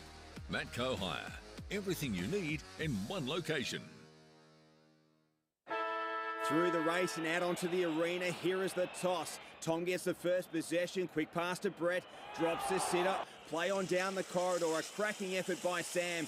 Down the line to Tim with a sizzler, a turnover from Michael. Rachel gets it back, a chip kick to Charlotte, shakes off the tackle, back down the line to Sam, stacks on the mill, but he gets it out to Brett, he spins and bags a goal. Kerman's Hamburgers for the win, a fan favourite since '49. And welcome back here to the MCG. The Merrivale Cricket Ground sees Russells Creek leading 10 goals to 62 over the home side 4-6-30 in an entertaining first half to footy, Liam. As we finish our steak sandwiches courtesy of Reece Raymond and the Merrivale Football Club. So I wasn't expecting you to throw to me, sorry. Oh, sorry, Liam. I'm back. I had a bit of onion between my teeth. Bit of onion between your teeth. Nothing worse. Both sides are back on the ground, and it was a pretty good performance by Merrivale to get back in, but Creek just got a couple late to stem the flow a little bit and keep that lead out to that 5-goal margin here at Merrivale. So better players for the first half. Pity, it was tough. Like it was pretty much one-way traffic. I think Ollie Dukas has been probably Merrivale's best player Jalen Porter came into it in that second term. I reckon either one of those two have gone to Andy McNeil. He was very quiet in that term. Yeah, so it'll be interesting to see what happens with McNeil in the third term here. Obviously going down that hill, it's a lot easier to work down the hill than up the hill. Playing a season of football here, it's a very long way from one end of the Merrivale cricket ground to the other. Fitzy? It's probably one of the bigger grounds, isn't it? I think it is. I think it is actually the same size as the actual Melbourne cricket ground. Yeah, I've heard that before, and it certainly looks like it. Like if you think about the G, it's it certainly looks like it's probably that same width. But what do the Tigers have to do, mate, to try and get themselves back into it? What's the go? Just got to. I think they've got to use a few more of their heavy artillery, being Neve. I think Neve needs to move in. They need to move him into the midfield. Just put a bit of pace on the ball. When there's pace on the ball, Merrivale look better. And I'm just looking here to the bench. We've got Bell, Bayliss, and Nicholson. And in the midfield, we've got Porter, Barling, Lenehan, Watson. So that means forward we've got McConnell, Sam Gleeson, Manny Sandow, Crepp, and McConnell. I haven't seen Jack Neve come out yet. Yes, It was he's out in the forward pocket. He might be just getting himself fired up, mate. Look, as I say, a couple of quick goals here in the third quarter. Game on. And they do have the centre clearance, or they have the ruck stocks to get first hands on the ball. So it's getting access forward quickly out of that midfield and not starting their attack from deep inside their defensive half. So as umpire Walker holds the ball aloft, and it'll be Barling versus Bradley in that centre square. No clear winner. Streaming forward is Dukas, but it's clearing kick by Maloney. Kick up the chimney. The fall of the ball is Brady. Good pressure there on Brady. Results in a turnover. Gleeson. Smart kick by Jack Gleeson finds Porter. Finds Bolden streaming through the middle here at MCG. Great running. Ned Bolden. Just good work. Just needs a target here. Needs something to just to present from that forward line. Bolden. Chip over the top, finds Sam Gleeson unopposed inside the centre square. Gleeson looking for Crepp. Kick a bit too strong. Could have been a free kick against Ryan Cook on Nathan Crepp. Clearing. Good tackle there by Porter. Handball up off the ground. Finds Neve. Back inside. Just couldn't get a grasp on it. Could McConnell. Stacks on the bill. Maloney. Handball to Bradley. Back to McNeil. Handball over the top. Streaming through now is Creek. Chatfield. Pressure on Jiren Chatfield. And he's good enough to pick it up. Snap around the corner. And in the way is Jack Johnstone, who's been very good in this game so far as Jack Johnstone. What are they calling? Petrol Johnstone. Is that right? What, Nick Mills put him on last year. Yeah, good well. Courage shown by Callum Dunn, intercepting the clearing kick by Merrivale, and there'll be stacks on the mill, and umpire Walker says, I'll have it, and Sam Gleeson throws it back. And the two ruckmen will do battle again. Barling versus Bradley. Hold of the jump up against Barling. Snap around the corner by Bradley. Good spoil there by Jack Johnstone. Petrol Johnstone. Punches it out of the way. And it'll be thrown in. Yeah, because of his cousin Dion, and they called him Diesel. Fair enough too. Yeah, well, that makes sense. I reckon when he was out at North Warrnambool, I think it was Petrol. Judging, I'm only going on a Nick Mills memory. Nick Mills. Where is the great man? I think he's in Camperdown watching his daughter play netball tonight, isn't he? We haven't seen him. Like he shows up. It's like Santa. Has his Shows up demands. once a year. Has his demands, and just green room. Good toddles off. smother there by McCluskey on Shearcore, and it'll be out of bounds. It'll be thrown in front of the Kelly Hotel sign, next to the QX3 sign here on, and the Roma Britnell sign here at Merrivale. Correct. It was good to see Roma there today. She would have been there for sure. No, she was there. We saw that. So good to have Roma there and attending, and thank you to her for supporting our coming back on board with us. Coming back on board, which is great. Excellent. Makes everything possible. Who knows? She might be in power come November too. Yeah, well, time will tell, won't it? The way the Labor Party are going.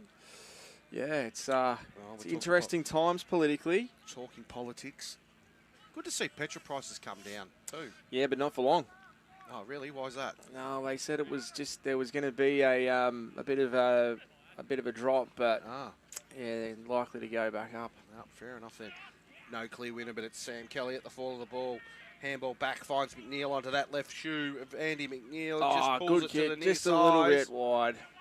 Just pulls it to the near side, did Andy McNeil. And as I said, Merrivale now start their forward attack from the goal line of their opposition. So Sam Gleeson, They've been moving the ball well. They have been. So they'll look to find a target here coming out of defensive 50. Jack Gleeson now looking for options. Probably go to the social club side here at Merrivale. Kick on its way. Kick it to Manny Sandow. Why wouldn't you? Oh no, it wasn't even Manny Sandow. He's down here a bit further. But anyway, I digress. Ball back inside forward 50 for Creek, holding the man. Free kick against Merrivale, and Chatterton will take advantage and stream into an open goal to pick up his third. Does Lockie Chatterton. Free kick was going in the way of Sam Kelly, but took the advantage, did Lockie Chatterton, and sees Russells Creek move on to 11-4-70, leading Merrivale 4-4-28 on the Matco High scoreboard. At the Vet Group, we strive to provide you and your pet with a service of the highest standard, which is both compassionate and professional. Our aim is to keep your pet strong and healthy with timely preventative advice and treatment when required. Should your pet need emergency care, we are here for you 24 hours a day, 7 days a week, 365 days a year. Your pet is an important member of your family, and as such, we treat them with the respect and empathy that they deserve. The Vet Group, your local vet. Welcome back here to the Merrivale cricket ground. It sees a dangerous tackle free kick in favour of Wilson Lenahan, and then a kick by Creek going inside forward 50 after the whistle, resulting free kick, and it'll be Wilson Lenahan lining up, probably 45 metres out, directly in front for his third. Probably a bit far out to score is Lenahan, so we look to spot up a target inside forward 50. He's got McConnell on a lead. Lenahan, he's just going to chip it to the hot spot, looking for that man Sandow, who takes a big grab. Manny Sandow. Great mark. We've got two dead set contenders for QX3 mark of the day. That was ripper. Manny Sandow put all of his weight into young Bradley's shoulders, and it was a great contested mark by Manny Sandow, who's got up a bit ginger as the big fella. Looks like it. And this could cancel out the early goal to Lockie Chatterton for Russells Creek. Sandow 25 metres out directly in front. If anyone can kick it, Manny can, to get his team back into this game. Sandow coming in. Kick on its way, and it's home. Easy. That's his first for the day. Big Manny Sandow. Handy goal. A fifth goal to Merrivale sees them move on to 5-6-36, trailing Russells Creek 11-4-70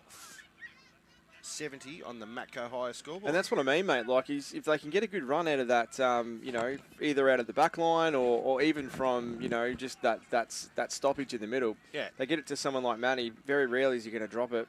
And if you get him inside 50, very rarely he's going to miss it. Yeah, so it's... he's a very good player, is Manny Sandow. And this is what I mean. Like, they're still getting a fair bit of the ball out of them.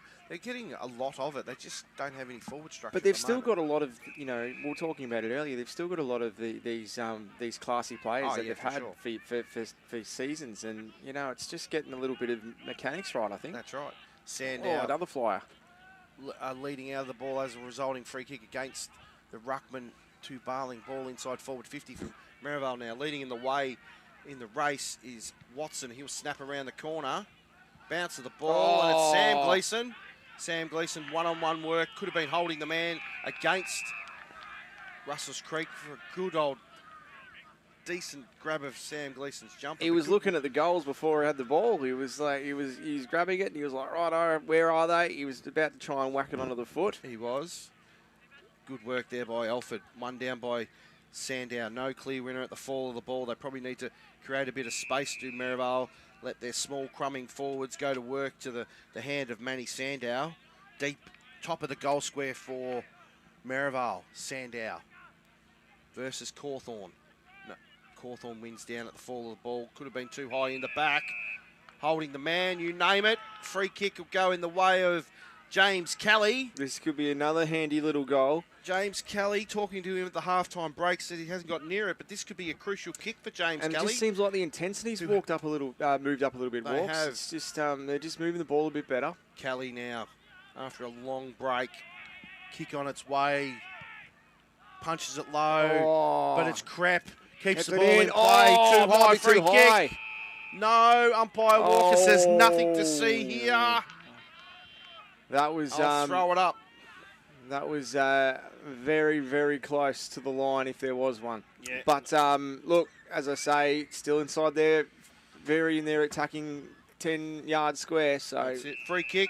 Free kick. Sam Gleeson's way, holding the man. It was there. Gets rewarded with that kick again. He does. He'll go back, Sam Gleeson. He'll line up. Back-to-back goals in this second half, I should be saying. And Sam Gleeson to get the margin back. And that's 55. And another one. This brings 50. It into a certain goal, mate. Yeah, it was probably a certain goal anyway. Sam Gleeson gets his first on the day. That sees Merrivale move to 6-6-42, trailing Russells Creek 11-4-70 on the Macco High scoreboard. The Tyre Factory Warrnambool is proud to support the local motorsport industry. Jeff and the team would like to wish all their teams the best for the 23-24 racing season. The Tyre Factory Warrnambool for all your tyre and mechanical needs. Raglan Parade Warrnambool. Welcome back here to the MCG, and it sees Merrivale getting back-to-back goals, closing the margin. Bit of momentum, which is good to see. Yes, it sees them trailing Russells Creek by 28 points. Ball back in the middle, one down by Cawthorn, but it's Porter in the way in a two-man tackle. Looks to be Shearcore and Chatfield. Jiren Chatfield has moved himself into the middle. Ball's thrown up. Barling wins it down at the fall of the ball's Albert. Albert's by hand to Chatfield. He pumps it deep inside forward kick. 50. In the way. No, out of bounds, hitting the behind post. Be thrown in right next to the behind post. Big kick. It was. Deep inside forward 50. And that just shows how easy it is to get the ball from the centre down into deep inside forward 50, kicking to the Merrivale drive end here at Merrivale. It's probably 3 kicks to the Macco higher end of the ground, but 1 to the Merrivale drive. Grabbing it out of the ruck is Kelly. Good tackle. That's he might have been holding the ball. On. Great work, Reggie Barling. Great tackle.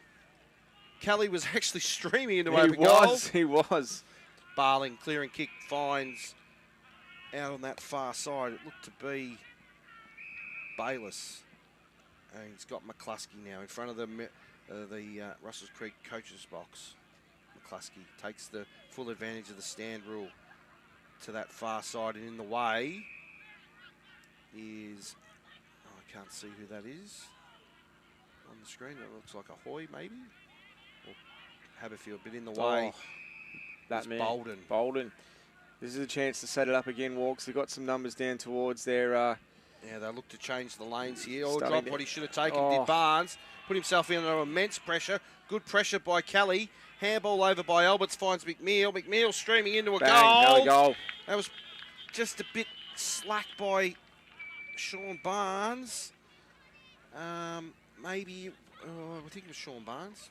Or it could have even been a poor kick as well. It was trying to mark it. It looked like to be Jack Johnstone, to be quite honest. But Andy McNeil with pressure from Sam Kelly.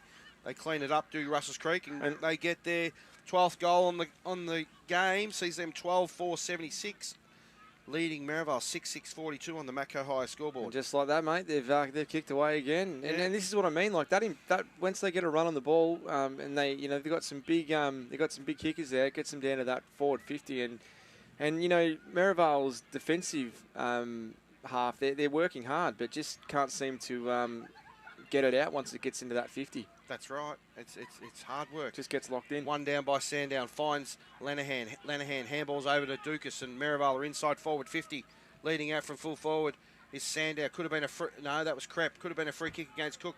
Cleaning it up is Jenkins. Over the top is Hoy, and it'll be out of bounds. It'll be thrown in front of the hill here at Merrivale. We'll call that the Kelly Hill for the day. Kelly Hill. Let's Hill. run with that. The Kelly Grandstand. The Kelly Grandstand. Leaning up against the light tower. Ball's thrown back into play. Cawthorn wins it down. The fall of the ball is Kelly. Handball out of the way. McNeil is in the way. McNeil handball back. No one there. Dukas takes on the tackle of Alford. Very good by Alford there. It's Shearcore clearing kick, and in the way is Barnes. I reckon it was actually Jack Johnstone that dropped that mark in that defensive. Sorry, Jack. Handball back to Bolden. Bolden squares it up, finds Porter. Porter wheel onto the right boot. Inside forward 50, looking for Bell. At the fall of the ball is Merrivale. Good tackle by Jenkins. Holding the ball. Good work, Jenkins, on Ollie Watson. And the clearing kick will go out to that far side. Leading in the race is Shearcore and Lenahan. Lenahan might have actually gone on to Shearcore too. Might have been a change. Calm him down a bit. Another big kick. Another big kick. Free kick. Push. Umpire Walker says free kick against Manny. When he's there, they just put the pressure on the defenders or the forwards. Does Manny Sandow, because he's so big and strong and so good. So bloody good. He's very good.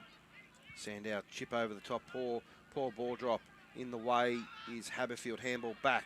Finds Cawthorn. Cawthorn kicking inside forward 50, and it's all Merrivale, and it's Bolden. And covers some ground too, does Sandow. Like, you know, He does. For a big man, he covers a lot of Ks. Covers the ground really well. And it's McCluskey. McCluskey looking down the line. He's got players inside. Looks to change direction. Poor kick. Sets Johnstone a task. Good body work by Smith. Chatfield back inside forward 50 in the way.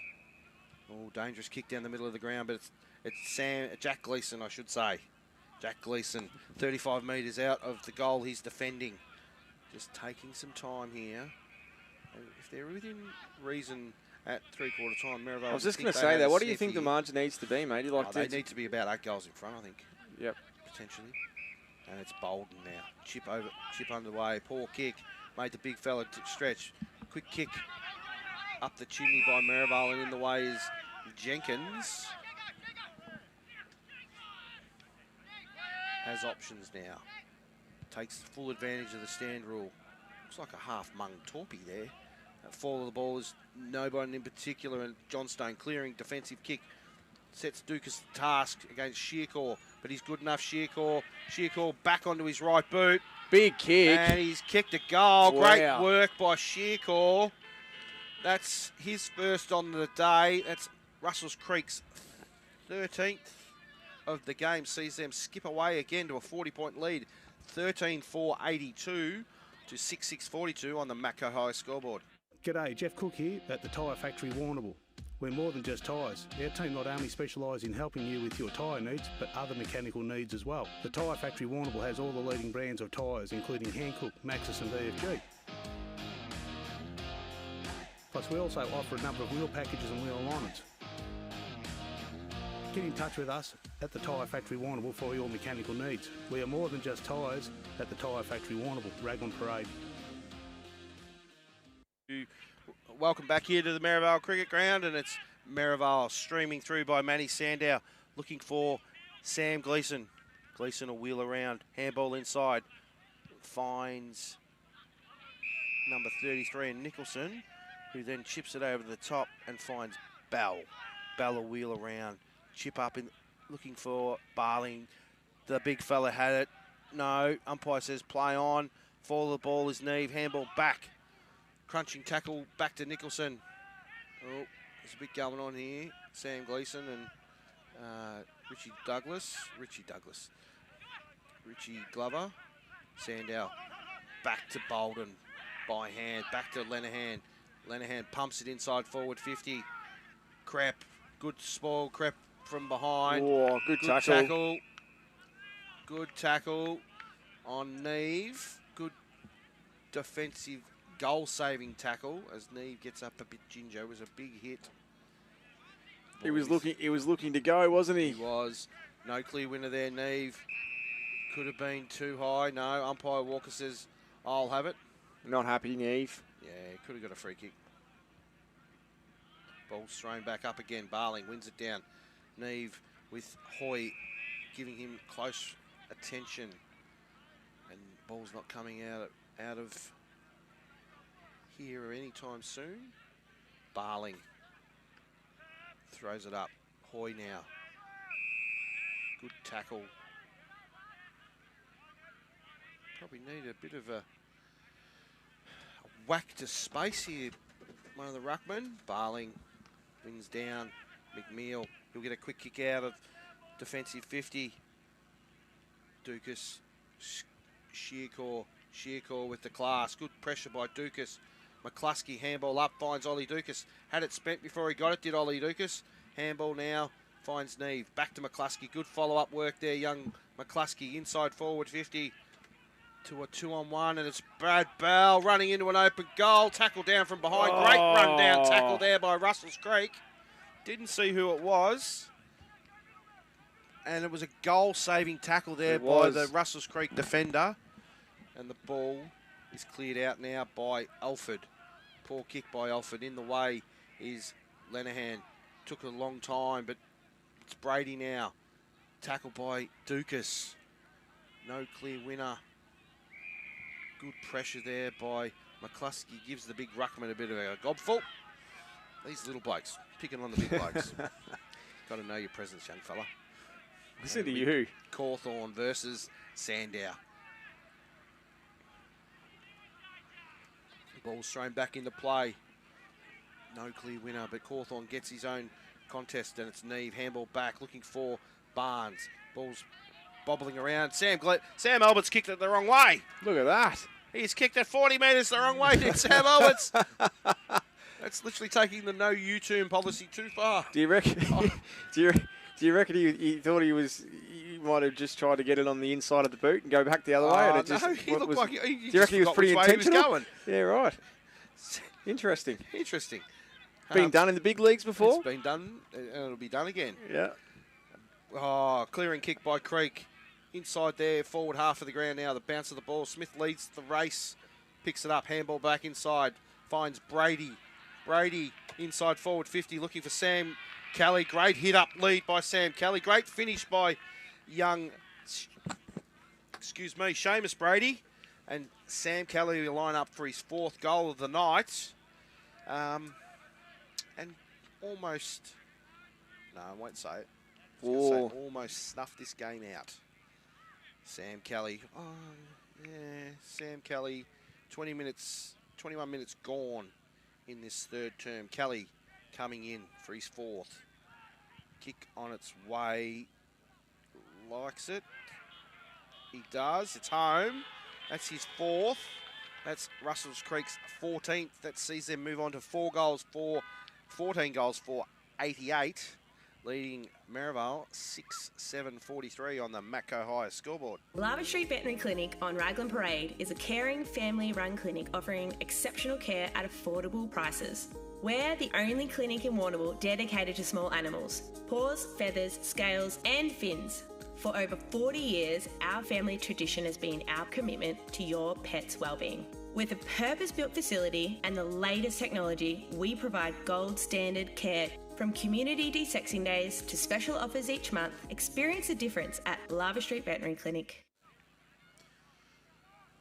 Welcome back here to Merrivale. It sees Russells Creek skipping out to a 45-point margin as a clearing kick by Sam Alberts the right way this time.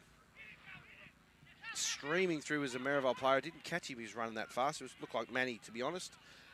Out goes Mulhaney. In the way is Merrivale. Shearcore has Jiren Chatfield all by his Pat Malone. 35 metres out, directly in front. And of all the footballers, there's probably 2 in the Russells Creek side you wouldn't want to leave by themselves. And he's probably one of them? Chatfield and Sam Kelly would be one of them. Because the distance is not going to be a problem for Gyron. It's just a matter of the accuracy as he comes in. Kick on its way, little chip. Little chip, He that's likes all it. it was. Goal umpire did not move. Great finish by Gyron Chatfield. Great vision by Shearcore. Squaring it up to find the big forward for Russells Creek in Gyron Chatfield, who gets his second on the day. And it sees Russells Creek kicking very accurately. 15-4-94. 15-4-94. Leading Merrivale 6-7-43. And it's becoming very, very dire for the tough Merrivale task. Tigers. Very, very dire. So they're going to have to kick 2 goals into this to finish off the term to give themselves any chance, I believe. Liam Sandow wins it down. No one at the fall of the ball. Lenihan clearing kick. And it's McConnell. Good pressure there by Russells Creek. Following up his work is Hoy. Chip kick over the top. And it's done. Punches it inside forward 50. The fall of the ball. Leading the race is Brady, but streaming out from full back is Merrivale in Bolden. Out to Barnes. All by hand. Gleeson now clearing kick out to that far side. Desperate lunge there by McConnell. And Porter sees the ball trickle out in front of him for a boundary throw in. 24 minutes gone in this third term. And it sees Russells Creek leading by 51 points. I don't know, like, just looking, I'm by no sense a coach or anything like that, Walks, as you know, but just the Merrivale looks like they just look like they're not getting to the ball quick enough, like up in the air. They either try and punch it or they're just not able to get there fast enough to grab it in the hands.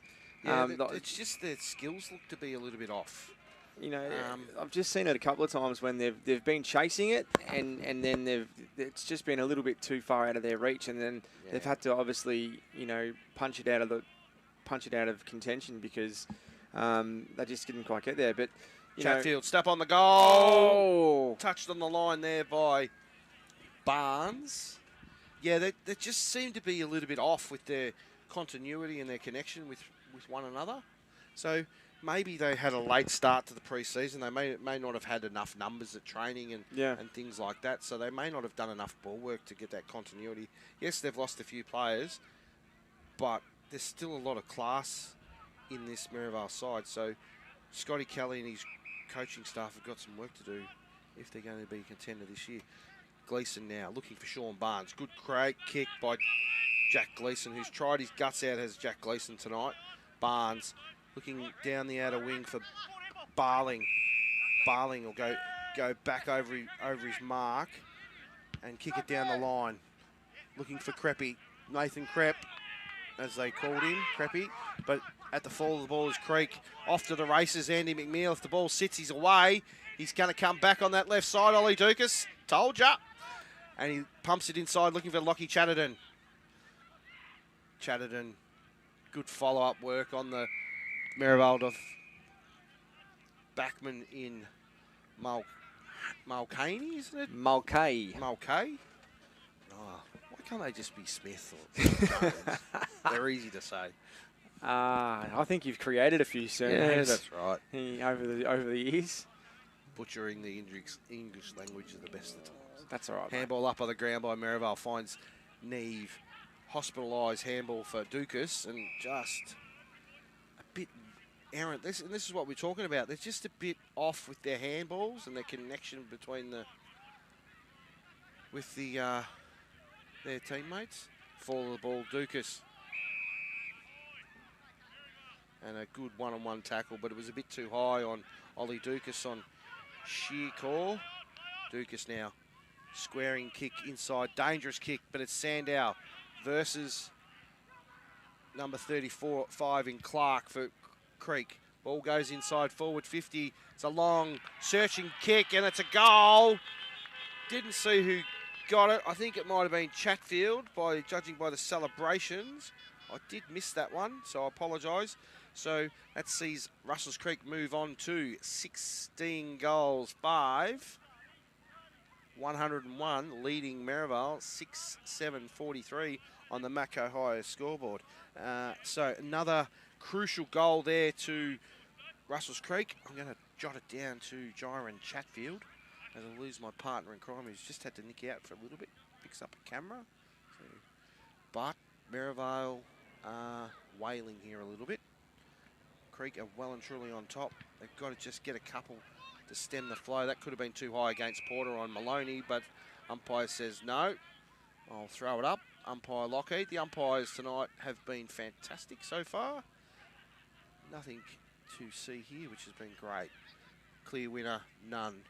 But the clearance by Maloney kicks it forward up the chimney. Leading in the way is Shearcore. Shearcore steps inside looking for Chat to turn over the top. Tommy Smith streaming into an open goal. And what does the umpire says? It's one behind. Clearing kick by Merrivale. Looking for Bolden. Bolden keeps it in. Steps around Maloney or tries to. Good work, Kyle Maloney. Puts pressure on Sean Barnes. They are hunting in packs, Russells Creek. Good work, Jiren Chatfield. Well done, Kyle Maloney, putting the pressure on Ned Bolden. Just an errant kick coming out of full back. Put all the pressure on Ned Bolden, and they locked it in there nicely, did Russells Creek. One down by the ruckman. Clearing kick by Gleeson. At the back is Charlie Hoy. Charlie has Alberts. Chip up to Sam Alberts. Pushes back hard. Chiseling kick inside, finding Jiren Chatfield, who's well within range. Wheels around on that right boot. Kick on its way. Probably should have took a bit more time, did Jiren Chatfield. And he wasn't wasting time, straight onto the boot. That's a rush behind, sees Merrivale, Russells Creek move on to 16-8, 104 leading. Merrivale 6-7. No, I think it was 16-7, mate. I might have beat. I might have beat you. So it's an even 10 goals here at the MCG, and it's well and truly dire straits for Merrivale. They need to get the next one, and they need to get it fast. Clearing kick by Gleeson, looking for Barnes. Good pressure by Creek. Wayward kick by Paddy Haberfield, and it's out of bounds on the full. Resulting free kick will go in the favour of Jack Gleeson. No, Reggie Barling's been asked to come back and take it. In front of Jiren Chatfield. In front of the QX3 sign here at Merrivale. Nice. Chip kick. New sign too. It was a new sign. Finds Jack Gleeson. Jack Gleeson gets on his bike, looks for Sandow and Clark. Sandow, too big and strong. Sandow wheels back inside on that right boot. Looking for Crepp. Oh, good contest there by Hoy. At the fall of the balls, McNeil. Set it all night. Who's bloody on him? McNeil. Clearing kick. Finding Steele. At the fall of the ball. In the way is Bolden. Gleeson takes on a tackle. Over to McConnell. McConnell clearing handball out. Finds Neve. Neve looking for Sam Gleeson. Sam Gleeson wheels back inside. He's going to just pump it long off the side of the boot. Sends Ollie Dukas a task on Hoy. Almost was like a bit of a centering kick. It was a centering kick. Trying to get over one there. Brady, clean pick up for Brady. Finds Glover. Overrunning it is Brady. Handball up off the ground by Porter. Finds Sandow. Sandow chips it inside forward 50 grab. and finds Kelly. Kelly will play on, snap around the corner. Looking for Nathan Crepp. Not sure whether he needed to play on there. Probably could have gone back and just taken his time. James Kelly, but obviously he's been out of action for a while. Has James Chuka Kelly. Good to see him back, though. It is good to see him back. 4 or 5 years since he played senior footy here at Merrivale, but good to see him back. Sandow, no clear winner at the fall of the ball is Sam Gleeson. Snap around the corner, good smother there by Glover. Ball just goes straight up in the air at the fall of the ball's Merrivale. Handball out of the way. Errant kick out of mid-air by Russells Creek, but it's McNeil. Looking for in the ways Barling over to Neve. Finds Jack Gleeson. McConnell on a long searching lead. Handball inside. Looking for Bolden. Bolden chipping. Oh. In the way is the ruckman in Bradley. Like with 2 first names, Nathan Bradley. He'll look to clear to that far side. Good spoil there by Brady at the back. Dukas at the full. Over to McCluskey. McCluskey, inside forward 50, sets the forwards a task. Good goal. And it's that man with the 2 first names, Nathan Bradley. Good defensive mark by the big ruckman, where the big ruckman should be. In front of the forwards, Nathan Krepp thought he had it, but Bradley came down with the ball, and another clearing kick to that far side. Dangerously close to the boundary line, and it'll be punched out of bounds. It'll be thrown back in underneath the Merrivale scoreboard here. Sees the home side trailing by 10 goals, an even 60 points, with us travelling 33 minutes in this third term. One quarter. Yeah, there's been a few goals kicked. Creek have kicked 6. And we did have to wait for a ball out of bounds as well, so that's right. Bit of time on. What are we? 8:30 on the clock, on the day clock, on the on the rocket clock. On the rocket clock. Ball's cleared by Creek. Finds McNeil over to Glover. Glover will pump it forward, looking for Chatterton. Chatterton in the race. Has the wheels, just overruns there it it. is. There's the siren to end the third term that sees Russells Creek slam on. They could have actually blown the game out apart. They've had 11 scoring shots to 3, and they've moved the score from 10 goals 2 to 16 goals 7. So they've had a commanding quarter, did the Russells Creek Football Club, and it sees them go into three-quarter time. 16-7-103, leading Merrivale 6-7-43 on the Matco Higher scoreboard. They had their opportunities, though, didn't they, the Tigers? The Tigers, they did, but Creek were just too polished going forward, and obviously with the quartet of Smith, Chatterton, Kelly, and Chatfield. Tried to stick with Creek. They're just too potent in the forward half. So Chatfield, I reckon, has got 2, potentially 3. Kelly's got 4, Smith's got 1, and Chatterton's got 3. So there's the 10-goal margin in their 4 power forwards. Yeah, it's the only multiple goal scorer for Merrivale is Wilson Lenahan with 2. So that's the difference in the game, the quality, and that's what Merrivale they've had enough of the ball, but they just don't have the quality up front. By losing Weir and Ryan last year from that side, it puts a hell of a lot of pressure on Nathan Krepp, who is a great footballer in his own right. Absolutely. But he's not as big. Like he's not 6'5" like Weir or 6'3" like Harry Ryan. Yeah, they're big men. Nathan is a very clever, smart footballer, so there's a lot of pressure on Nathan. And if Merrivale have to get back in this game, they've got to do something, and they've got to do something fast. It's almost some sort of a miracle, but let's hope for the ratings walks, as we always say. Oh, the Merrivale will play it out. They've got too many proud footballers in this side to not play it out. And a shout out to everyone tuned in. We've got about 85 with us at the moment, walks, and a bit of an apology to everyone watching the netball. Had a couple of issues over there, a bit of connectivity issues, but that game will be up online. To be able to watch back on demand. Send a man around the moon. Yep, that's right. But we can't get. Yeah, well, it's just something that I'm gonna have to scratch my head a bit and try and work out. No, it's not your fault. It's the NBN. Yeah, let's do that. Let's blame Elon. Anyway, on that note, we'll take a break. We'll have a bit of a breather. We'll come back with our final quarter action. And thank you very much for tuning in. This is Wdfnl Game Day, ANZAC Day night. We are looking forward to bringing you last quarter action right after this. At Solomon's Flooring, Terry has installed carpet for his mum and is giving the chance for another mum to win a voucher for $2,000. Carpet, tiles, blinds and much more. Yes, $2,000 to give away. See our Facebook page for details. National Tiles, Solomon's Flooring and Blinds, 1050 Raglan Parade. SHB Lending's Tony White has developed his customer-first approach over 30 years in the banking and finance industry. That experience allows Tony to provide valuable insights to his clients. Tony is passionate about seeing his clients achieve financial success. SHB Lending helps you manage financial arrangements, guiding you through key life moments. If you're thinking finance, it's simple. Think Tony White, SHB Lending.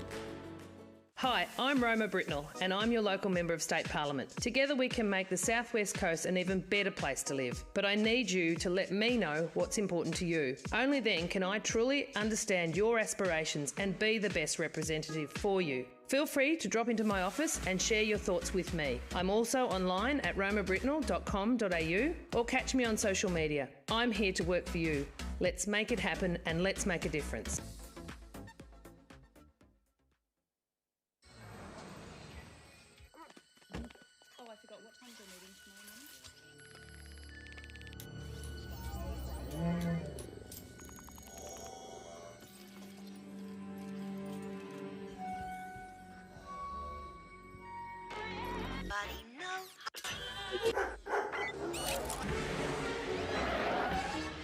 All new Hyundai Tucson. Tomorrow wants its car back. At ASAP Local Plumbing, we know that when it comes to your home or business, you need a team that gets the job done right the first time. From expert hot water system installations to full septic tank and drainage solutions, we handle the heavy lifting so you don't have to. We're your go-to, trusted professionals for water quality and filtration. Matco Hire for all your hire needs. Portable en-suites, generators, toilets, and introducing Matco's new Genie 20-metre boom lift. Matco Hire, everything you need in one location. Lava Street Veterinary Clinic on Raglan Parade is a caring, family-run clinic offering exceptional care at affordable prices. We're the only clinic in Warrnambool dedicated to small animals. Paws, feathers, scales and fins. For over 40 years, our family tradition has been our commitment to your pet's wellbeing. With a purpose-built facility and the latest technology, we provide gold standard care. From community desexing days to special offers each month, experience the difference at Lava Street Veterinary Clinic. Through the race and out onto the arena, here is the toss. Tom gets the first possession, quick pass to Brett, drops the sitter, play on down the corridor, a cracking effort by Sam. Down the line to Tim with a sizzler, a turnover from Michael. Rachel gets it back, a chip kick to Charlotte, shakes off a tackle, back down the line to Sam, stacks on the mill, but he gets it out to Brett, he spins and bags a goal. Kerman's Hamburgers for the win, a fan favourite since 49. Welcome back to the Merrivale Cricket Ground, and it's centre clearance by Merrivale. No clear clearance, but it's got themselves inside forward 50. Clearing kick by Maloney, who's been very serviceable tonight for Russells Creek. In the way is Chatfield. Sam Gleeson, handball back to Bolden. Bolden will come back inside looking for Porter. Almost a one-handed mark there by Jalen Porter. Jalen Porter steps around a couple. Bananaed it around the corner. In front was Neve. Classy play. But it's Alberts. Clearing kick by Creek. And it'll be out of bounds in front of the Lucas Brothers Butchers sign out here at Merrivale. And time will tell, Fitzy, but they need to probably get 2 or 3 real quick ones to put a bit of pressure on Russell Creek here in Merrivale. No clear winner and no one at the fall of the ball, and Barling will follow up his ruck work. Getting around the pack is Maloney, Kyle Maloney, another one of the recruits from the Hampden League for the Russells Creek Football Club. And the ball will be thrown back in play. 2 ruckmen do battle.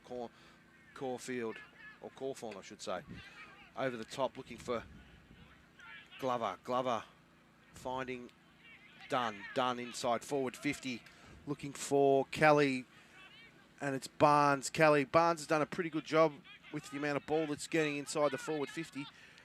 Errant flying of the boot there by Creek. Stepping around is Nicholson. Nicholson will go onto that left boot. Poor kick. Coming up from full forward is Sandow. Takes on the man. Good tackle there by Manny Sandow, and Clark gets good enough to get his handball out. Finds a clearing kick, and it's Haberfield in the way is Nicholson.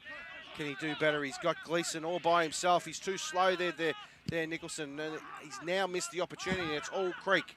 Hoy tumbles a kick forward, and Chatfield streaming out.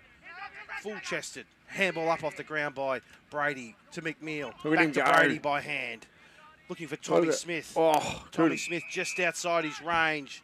He's got... No, he's going to go back. Kelly. No, he's too far out. Too far out.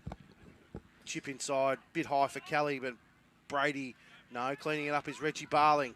The fall of the ball. He's his opposing ruckman. Porter by hand, sweating on the ball. Maloney steps back, finds McNeil. McNeil a wheel straight on his left foot. Kelly is pointing to the top of the square. Kelly one-on-one with Barnes. Good work, Barnes. At the fall of the ball's Chatterton. And Chatterton has kicked another one. That's his 4th for Lockie Chatterton. Good, smart, clever footballer is Lockie Chatterton. And that sees Russells Creek move out to 17-7. 109, leading Merrivale 6-7-43 on the Matco Hire scoreboard. Matco Hire for all your hire needs. Portable en-suites, generators, toilets, and introducing Matco's new Genie 20-metre boom lift. Matco Hire, everything you need in one location. Welcome back here to the Merrivale Cricket Ground, and that could be a contender for the QX3 goal of the day. Yeah. Lockie Chatterton snap around the corner. Jyron Chatfield's one in the 3rd term was pretty good as well there, Fitzy. Just handy footwork, isn't it? Yeah, he's very clever. Is Lockie Chatterton. As I said, he won the under-18s goal kicking at South Warrnambool last year. Played a senior game as well. Cawthorn kicks it up the chimney and Chatfield leads in the way. Good mark there, Jyron Chatfield. Not quite as good as your Specky in front of us, young fella. He does look fit, doesn't he, Chatfield? Chatfield pumping inside forward 50, looking for Oh, Kelly. good Big, grab. strong effort by Kelly and Barnes. No clear winner. Porter at the fall of the ball. Handball over the top. Looking for Merrivale teammate. Kick up the chimney. Good courage there by Bolden to sit under the ball, but it's Sam Gleeson now. Bananaing it around that outer wing. Overrunning it a little bit was his brother Jack, and the ball will trickle out in front of the Bell's Garden Supplies sign here at Merrivale. In front of the Merrivale coach's box, and sees Merrivale trailing by 66 points here at Merrivale. Funny story about your signs, mate. I've had a couple of people come up to me during the week every now and then just saying, do you know Walks actually doesn't know the signs? And I'm like, yeah. Well, I don't know how many times we tell him, but, you know, he just seems to get him mixed up with our paying sponsors. Ah, well. And then they went, oh, yeah, right, gotcha. Don't know how I started that. It just happened. Mind you, plenty of room for more paying sponsors. Jump on board, get on board. Plenty of opportunity. You'll get your own sign named after you. Danny Glover. Kick down the outer wing, finds Sam Gleeson. He's kicking out the right way now is Sam Alberts. Finds Kyle Maloney. He's just warming up for this quarter, I reckon, Sam. Maybe. Maloney punching it inside forward 50, looking for Sam Kelly in front. Oh, great mark. Nothing Sean Barnes can do there. It was a great kick to the advantage. Sam Kelly sticks his bum back. He's got long levers. He's quite a tall man, is Sam Kelly. And he'll line up for his 5th goal of the day. The left footer with the socks up. That reminds me, I wish I was his height. It would be very, very reminiscent of me. Listen to it. Socks up and all. Listen to you. Had a good day here once. A bit more hair though.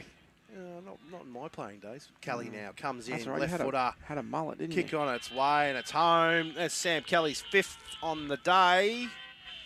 And sees Russells Creek skip away further now. It's a 72-point margin. 18-7, great kicking by the Russells Creek Football Club, 1-1-5, leading Merrivale 6-7-43 on the Matco Hire scoreboard. Through the race and out onto the arena, here is the toss. Tom gets the first possession, quick pass to Brett, drops the sitter, play on down the corridor, a cracking effort by Sam. Down the line to Tim with a sizzler, a turnover from Michael. Rachel gets it back, a chip kick to Charlotte, shakes off the tackle, back down the line to Sam, stacks on the mill, but he gets it out to Brett, he spins and bags a goal. Kerman's Hamburgers for the win, a fan favourite since 49.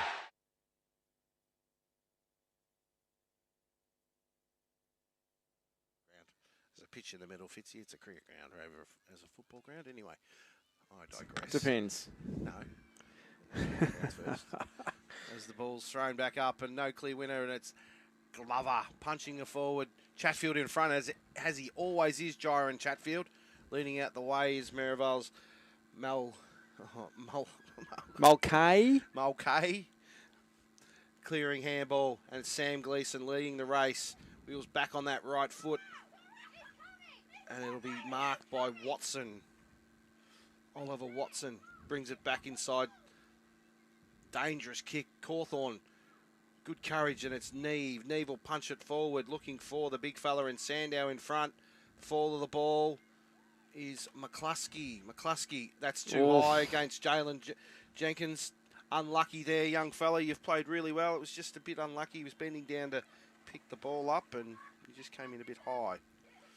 I must have spilled sauce on me from that. Oh, no. Steak sandwich. It's all stuck in my forearm here. Oh, no. Oh, nothing worse. And it's just that distance. You can't clean it off. McCluskey now.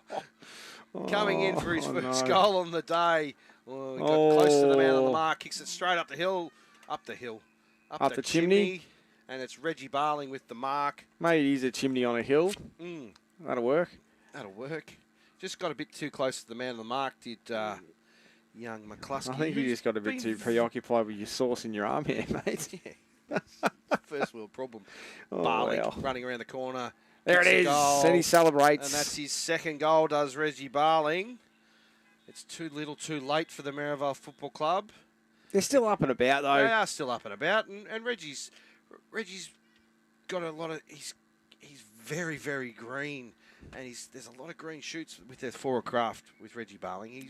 He's going to become a player in the future if he keeps working hard on his forward craft. Absolutely. His ruck work's pretty good around the ground and he gets in the right positions, but his forward craft could be another string to the bow for the Merrivale Football Club. Very good string. And umpire Dart has the ball back in the centre here of the MCG, and it's the goal kicker Barling winning it out, nearly getting his own tap. Kick off the ground. Ball going forward, leading out the way is Kelly. Handball over the top. Intercepted by Merrivale, and it's Chatfield.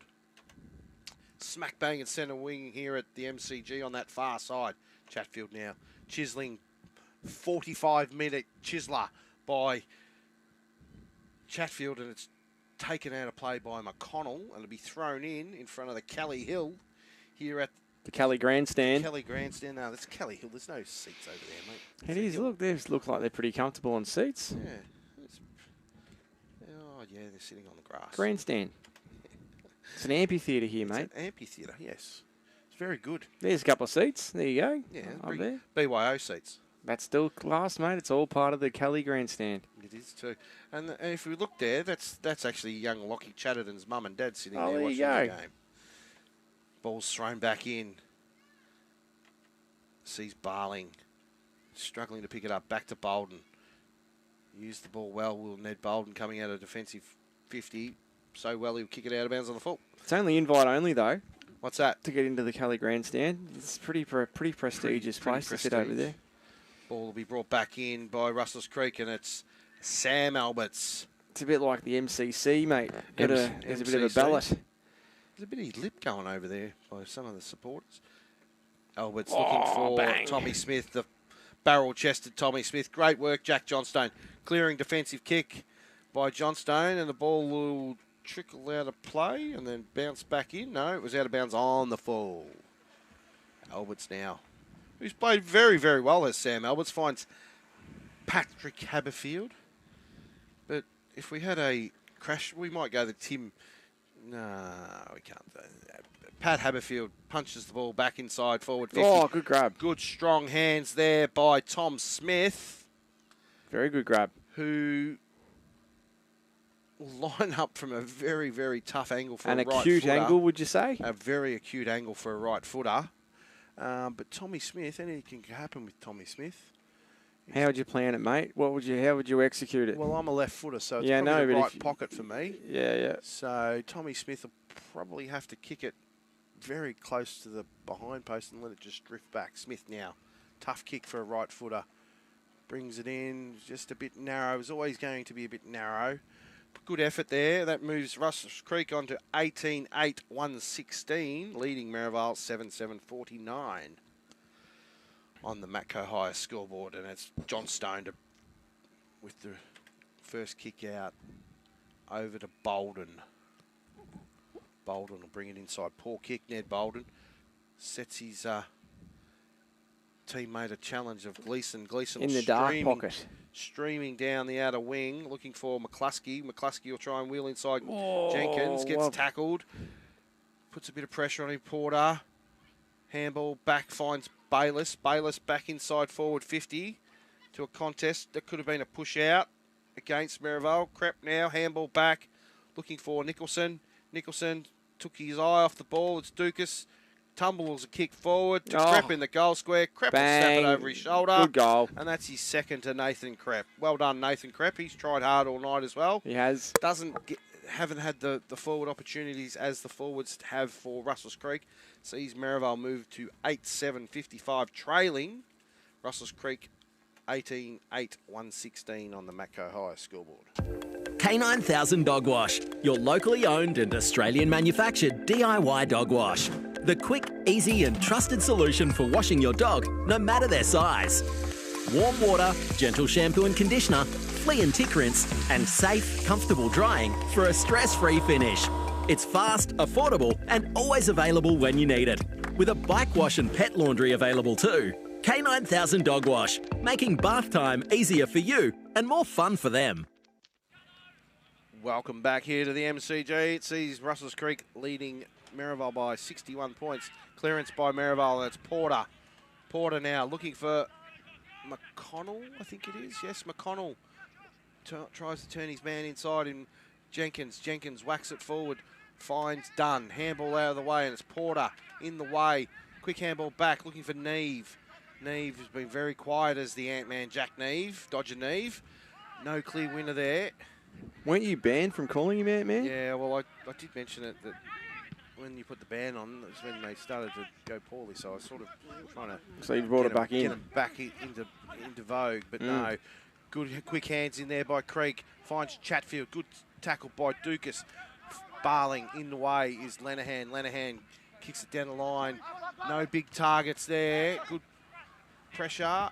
At the fall, the ball's Alberts to McNeil by hand. Finds Sam Alberts, who looks very fit himself, this Sam Alberts. And there's that man all on his Pat Malone. He's going to go Chatfield streaming inside forward 50 for a goal. There it is. Look at that. Of all the blokes, I said it earlier tonight, of all the blokes, can't leave him alone. By yourself. Jaron Chatfield is not one of them. Now, I've given him a goal, but I think he may have only had 3. But that sees Merrivale move, Russells Creek move on to 19-8-122, leading Merrivale 8-7-55 on the Matco High scoreboard. What's that? That's 67-point margin now. An insurmountable. Yes. 15 minutes gone in this final term. And Merrivale have had their moments, and they do still have the class. They just need to find a forward. I just think, of course, they grow on trees. You know, I think the way that the competition is this year, very even, and you know, you look at Noranda from last year. You know, they came from 4th and ended up with a premiership. So it's all about peaking at the right time, mate, isn't it? No, and the ball is outside of the centre square, and it's in Merrivale's forward half. Intercept marked by that man McNeil. It's going to be tough to pick the Kerman's Hamburger Player of the Day. Oh, Kerman's would be good. Yeah, they're bloody close now, though.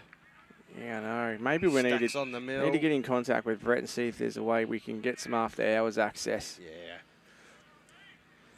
I'm pretty happy with the steak sandwich just quietly. That was good. Yeah, except it got stuck in your arm hair. No, sauce. The sauce did. Oh, you're going to have a shower, mate. I probably will too. Ball trickles out the back. In the back, no. If it's not in the back, it's holding the ball. No, umpire Dart says neither. We'll throw it up. Oh, okay. It's all right. He's still with us. He's still with us, ladies and gentlemen. Don't stress. It's been a bit crook during the week, so. You have, yeah. Porter now sent a real big challenge. Oh no, there was Porter that time. Would you say it was man flu? No, I had to just run down. Just run down. McCluskey clearing kick, chips it up. Oh, gave almost kicked that to John into the bar. John Delaney in the bar there, and it'll be thrown in front of the Merrivale Social Club. The faithful. Rooms. They'll be pretty disappointed under the horning there tonight. Bit of subdued feeling. Bloke with 2 first names. Bradley kicks it forward. Good spoil there by Sam Gleeson on Chatfield, but Chatfield's good enough to clean it up at the fall of the ball. Kick inside, intercepted by Dukas. Nicholson Kelly now finds Dukas. Now, Chook Kelly hasn't been the worst player for Merrivale tonight. No. Bradley finds Hoy by hand. Clearing kick to this near side. It's a foot race. And it's Lenahan versus what looks to be Hudson Steele. Yes, I like it when it's over this side of the ground. Sandow. Insufficient attempt on the lasso in the AFL now. Last touch out of play. It's this side of the ground so much. It's got good light. It has got good light, and we can see the players because they're right here. Well, that too, but I'm just saying, like, it just looks crisp. That's does. just me being a creative. Look at that. See, sharp as. Bradley versus Sandow. Sandow could have been a free kick against Bradley on Sandow, but he helps him up. It was accidental, the two ruckmen.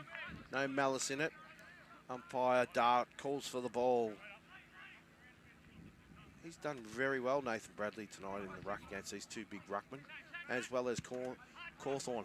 Brady looking for his brother in the middle there. Good work. That could have been in the back against Bayliss on young Paddy Brady. So shame. Just going to say, look, just on the Braids, mate. Anthony Brady's our their old man's our journo, and single-handedly, mate, has got southwestlocalnews.com.au absolutely flying. So good work, Braids. He's a good man. Smith had a tough night against Jack Johnstone, Petrol Johnstone. Punches inside forward 50, clearing kick by McConnell, finds Bolden, who's been pretty good. Probably the best game he's played for Merrivale since he's crossed over. Bolden now has got Crep. He's going to punch it inside, looking for Zane Neve. Zane Neve a wheel onto his left boot, takes a bounce. Brady chasing, inside forward 50, kick is perfect. Look at that. Finds Jack Gleeson, who's gone forward, who's toiled hard all night. Like, they've toiled hard, Merrivale. They have. Just haven't had the quality up front to put any pressure on Russells Creek. But, yeah, they can find a forward. They're going to be thereabouts still, Merrivale. But that said, though, you know, Creek have been classy. Creek have been classy. Last couple of seasons, you know. Jack Gleeson crosses the 50. Kick on its way. He's missed. And Crep, good strong hands by Nathan Crep. He'll line up for his third. He's toiled hard as well. Like they haven't been disgraced, Merrivale, but Creek have just been a bit better. Yep. Bit as you say, sharper, classier, a bit sharper, and primed. Yeah. Crep now coming in for his third. He Bang. doesn't miss that often, does Nathan Crep. And that's his third on the day. That's Merrivale's ninth. That sees them move to 9-7-61, trailing Russells Creek 19-8. 122. Just shows the conditions, Fitzy. Yep. Good conditions for football. The goal kicking has been, and it's been a hot game of football too. It has been. To kick 15 points between the two sides. Fantastic. It's a pretty good effort. Fantastic. It's amazing when there's no wind. Yeah, I know. It's a bit different, isn't it? Hopefully it's like that tomorrow on the golf course. Yes, well, this is true. Pennant tomorrow. Yes. You're off to T-Rang. I'm off to Cobden. Cobden. And it'll be in the ruck, Sandow versus Nathan Bradley. Good contest all day. Sandow just taps it over the defensive centreman. But it's Hoy, clearing kick. Leading in the race is Bell with Glover for company. Gets around as Brad Bell. Kick inside forward 50. Looking for and finding Sam Gleeson. Wheels onto his right foot, Sam Gleeson. Inside forward 50. McConnell in the box seat. Good work there by Jenkins. At the fall of the ball is Crep. Oof. Flying shot on goal. Nathan Crep. Bounce of the ball. And she's out. Out of bounds. They'll throw it back in. They can reset Ken Merrivale. With their ruck stocks, you back them to get a stoppage goal here. For sure. Or Sandow to grab it out of the ruck. Who's he up against? It looks to be the bloke with two first names, Nathan Bradley. Ball's thrown back in. Sandow, Bradley. Sandow in front. Good body work there by Bradley. Clear coming through is Dukas. Sandow wheels around on that right. Snapping. Barling, who's at the fall of the ball. All Creek. Good handball back by Gleeson. In the way is Brady. Brady gets a clearing kick and it's leading the race is Sandow. Handball. Miss Dukas. Bradley now. Quick kick on that left shoe. Up before acceptance. Lockie Chatterton tried to get in the race, but the QX, the Kelly Screamer contender did Lockie Chatterton. He was. And the free kick will go to Lenahan. Lenahan back inside forward 50, looking for Barling. Name written on it. Good spoil there by Russells Creek. Diving effort by Haberfield, and Gleeson gets wrapped up in a tackle by Hoy. I know that's Maloney, sorry. And the ball will be handed back to umpire Walker, and it'll be thrown up. Bradley and Barling do battle. It's amazing who tunes in, Walks, because like last week we were just talking about golf, and you basically stitched me up and mentioned my selection in the independent side. So and Nathan, hold it, mate. Nathan Krepp's got a shot on goal. He has too. To line up for his fourth. What's he going to do? He's might hit it. He's just going to kick bang. Oh no! Behind. Hit the upright. Did Nathan Krepp? Sorry, no. No. I was just going to say there was a few people that said that I sounded a little bit cross last week. Bit snaky about not getting I don't think I was. You were. I'm back in the side this week. You had to brace some bits for sure. Yeah. Clearing kick by Creek, and it'll be out of play as Zane Neve couldn't stay in play, and he gives it back to the boundary umpire with those bright orange boots. Oh, stands out. Done a good job. I did see him give a nice little handball to the umpire when he was coming back from the last goal from Creek. No clear winner. That could have been too high against Glover on Dukas, who's probably been Merrivale's best player, as Ollie Dukas. Well, you can't give the game away, mate. You got to build the drama. Mm-hmm. Sorry, I just had to take a mouthful of a drink to give me a bit of moisture. It's been a long day. Walks. As the boundary umpire will throw it back in front of the faithful there. There's some good ex-footballers in that group of players or people standing there watching the game. Maloney clearing kick. Intercepted by Merrivale. Merrivale will punch it back inside forward 50. Mongrel up-country punt kick by Merrivale. Stacks on the mill. I did see Butch Cassidy over there, Shane Cassidy. He was the only player. Yep. There's a few really Hamish Gurries over there. Reese Raymond. Yeah. The barbecue expert, Reese Raymond. Bayless now in the way is clearing kick by Russells Creek. He'd go all right on special comments too. He needs to make a choice. He does. Barbecue or he's committee media. Man, so he's doing the thing for the club. That could be too high. Free kick holding the ball. Nothing to see here. Umpire Walker says, I'll have it. Here's another one for you, Fitzy. Okay, mate. Bare feet on stones. Surely you know most football grounds yes. have asphalt, gravel. Just saw a netballer walking around in bare feet behind there and going, oh, that hurts my feet. Well, maybe put some shoes on. That's a good point, yeah. But you never know. What do they say? Foot exfoliation or something? They go in. There he is, the Ant-Man. The Ant-Man, and he's just unfortunately sprayed it. And that would have been his first goal on the day to Jack Neve. And the ball is halfway down the Merrivale Maybe it drive. feels a bit like a foot massage. Oh, yeah, I could think of better ways to massage my feet than gravel. Could you? Yeah, for sure. What are some ways you prefer to massage your feet, mate? Anything but gravel. Oh, goodness me. We digress. We have. We see that behind move Merrivale to 9-9-63, trailing Russells Creek 19-8-122. Good work by the man going to get the ball for young Jenkins, who's been very good for Creek as well. Jenkins now takes a bounce, kicking outside defensive 50. Good strong effort by Glover. The fall of the ball is Callum Dunn, and the ball will be thrown back in. What's happening next week? You're not here, Walks. No, I've got a 60th in Melbourne. Look out. Ball's thrown back into play. Bloke with two first names, Bradley. Kicks it forward over the top of Chatfield Barnes. Handball back. Finding. It's just very hard to see at the moment. Even with my glasses on and looking at the screen. Brad Bell at the fall of the ball.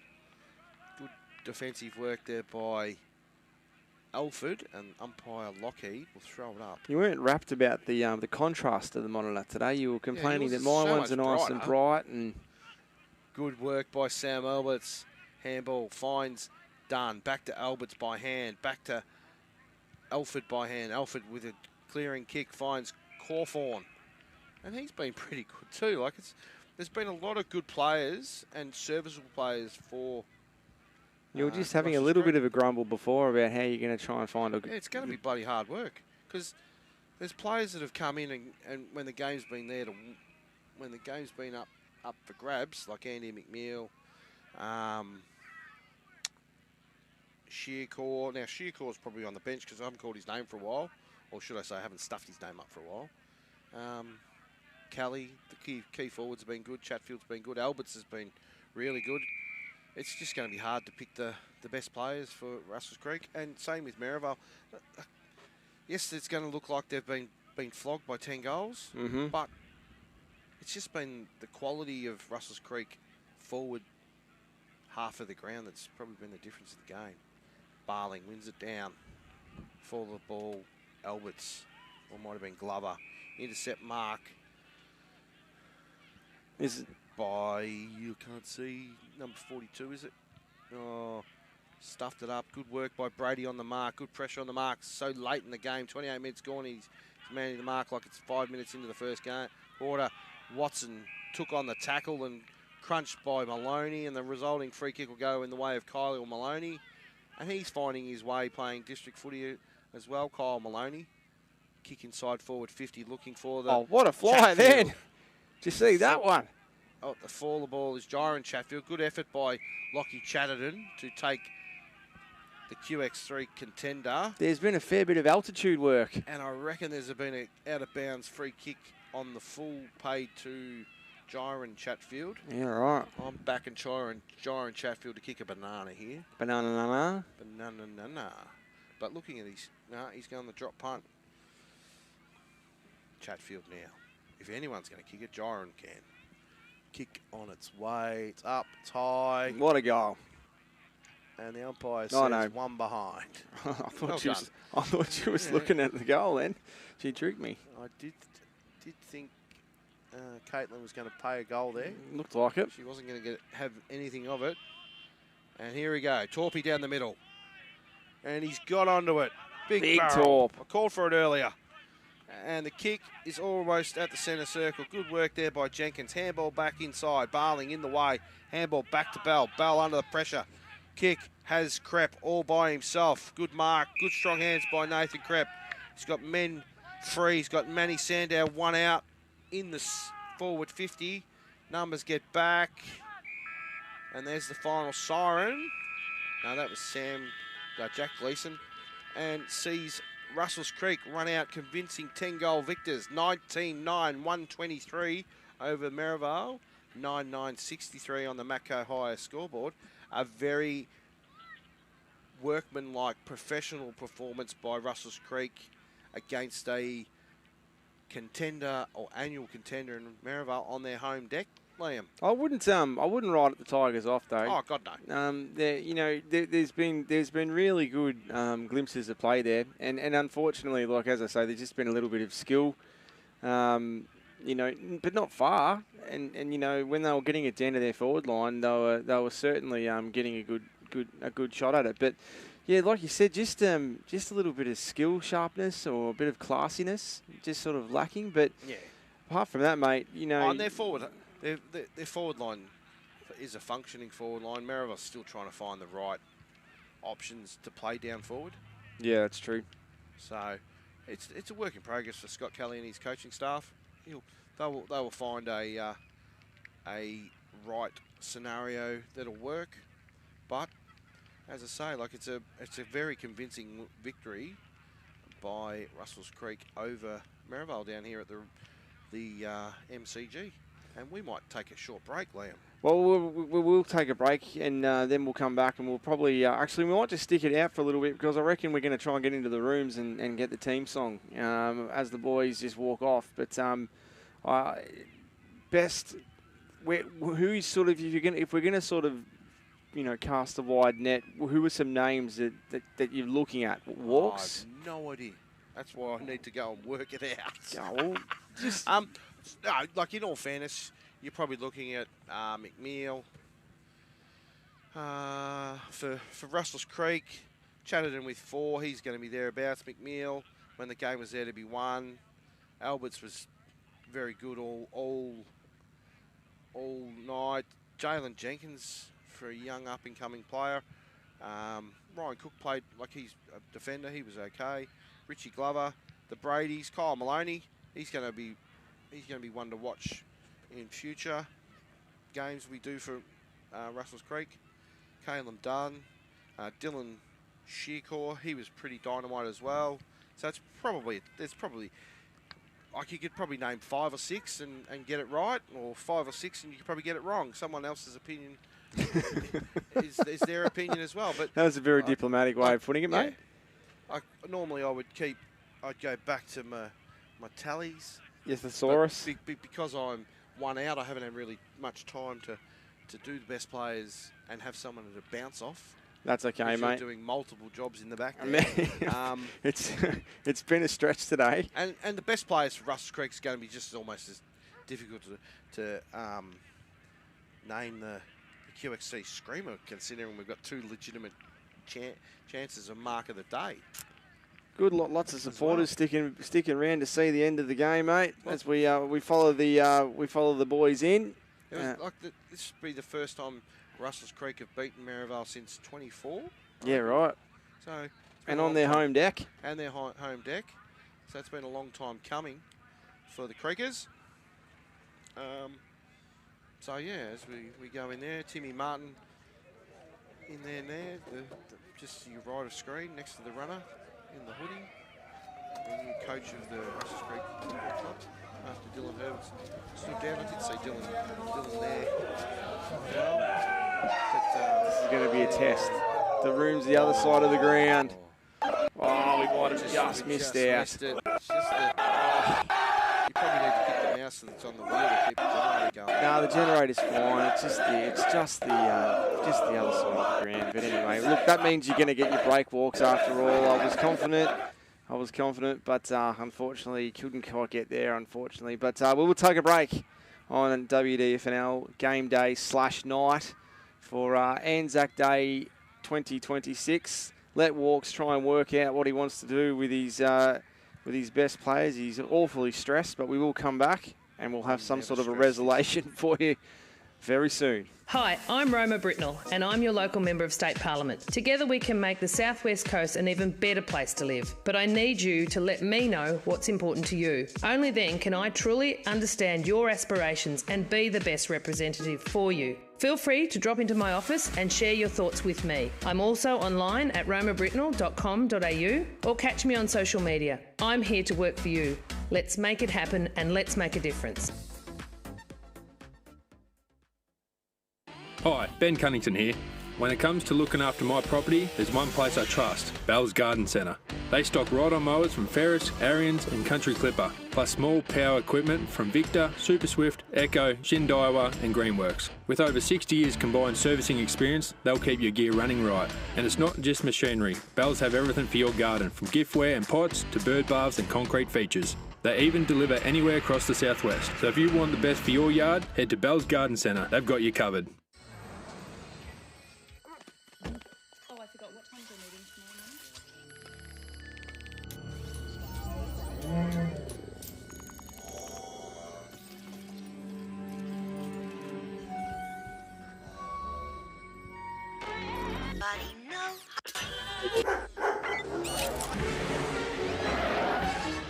All new Hyundai Tucson.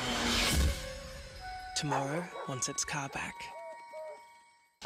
K9000 Dog Wash, your locally owned and Australian manufactured DIY dog wash.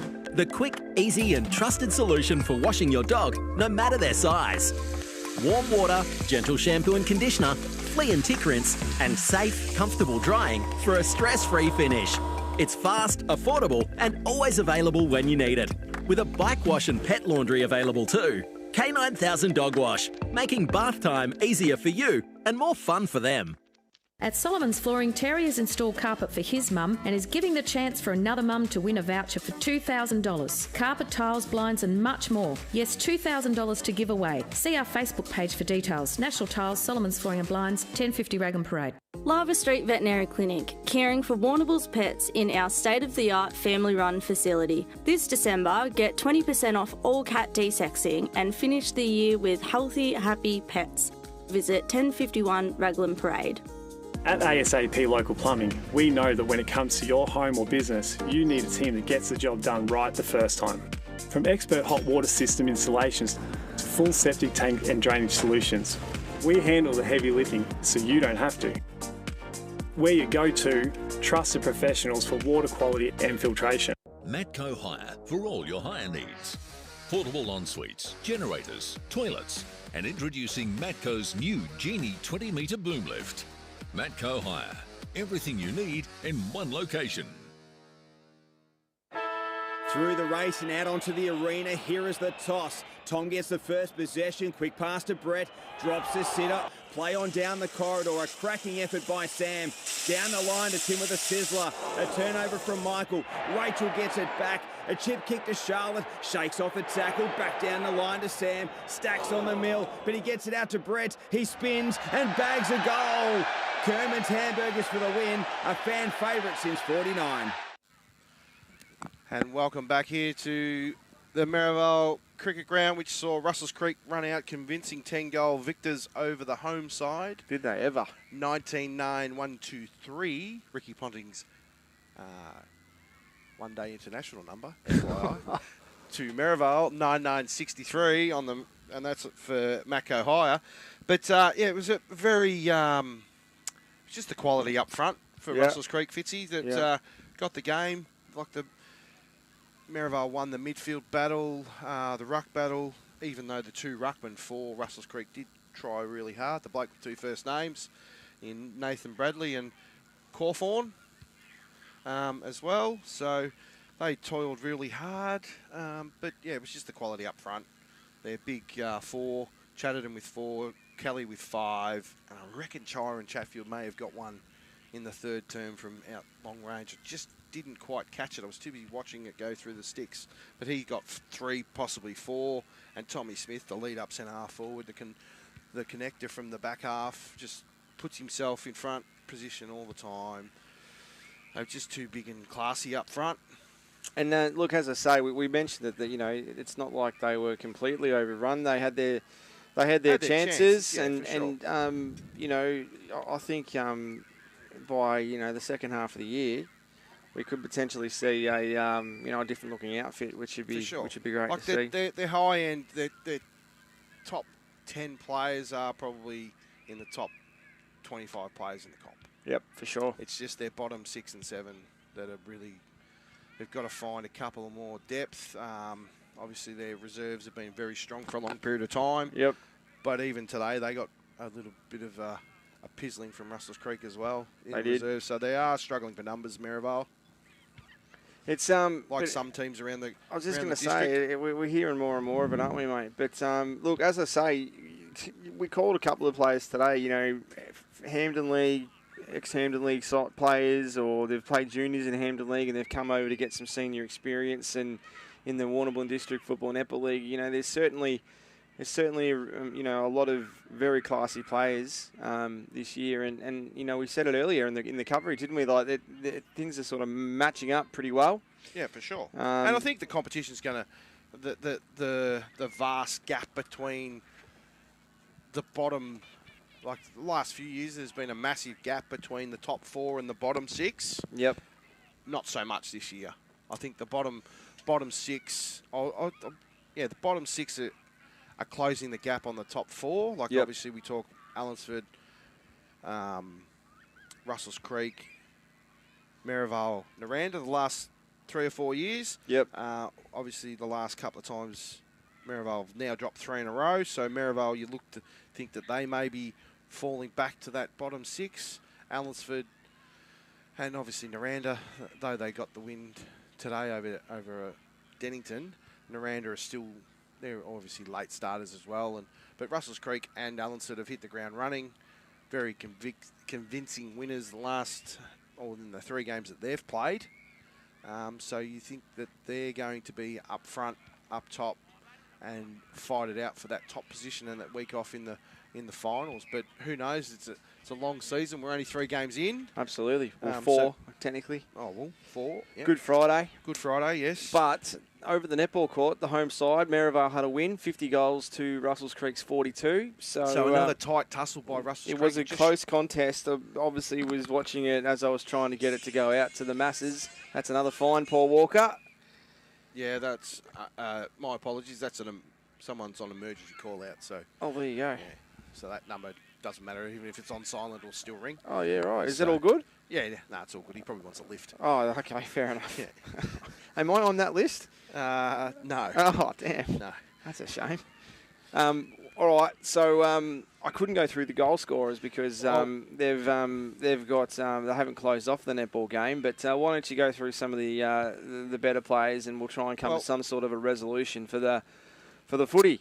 No worries. I'll run through the goal scorers for for the losers. Nathan Crepp got 3, Reggie Barling 2, Wilson Lenahan 2, Sam Gleeson 1, and Manny Sandow 1. For the winners, singles 2, Tommy Smith, Andy McNeil, Sam Alberts, Seamus Brady, Dylan Shearcore, Hudson Steele, Gyron Chatfield. I'm going to give him 4.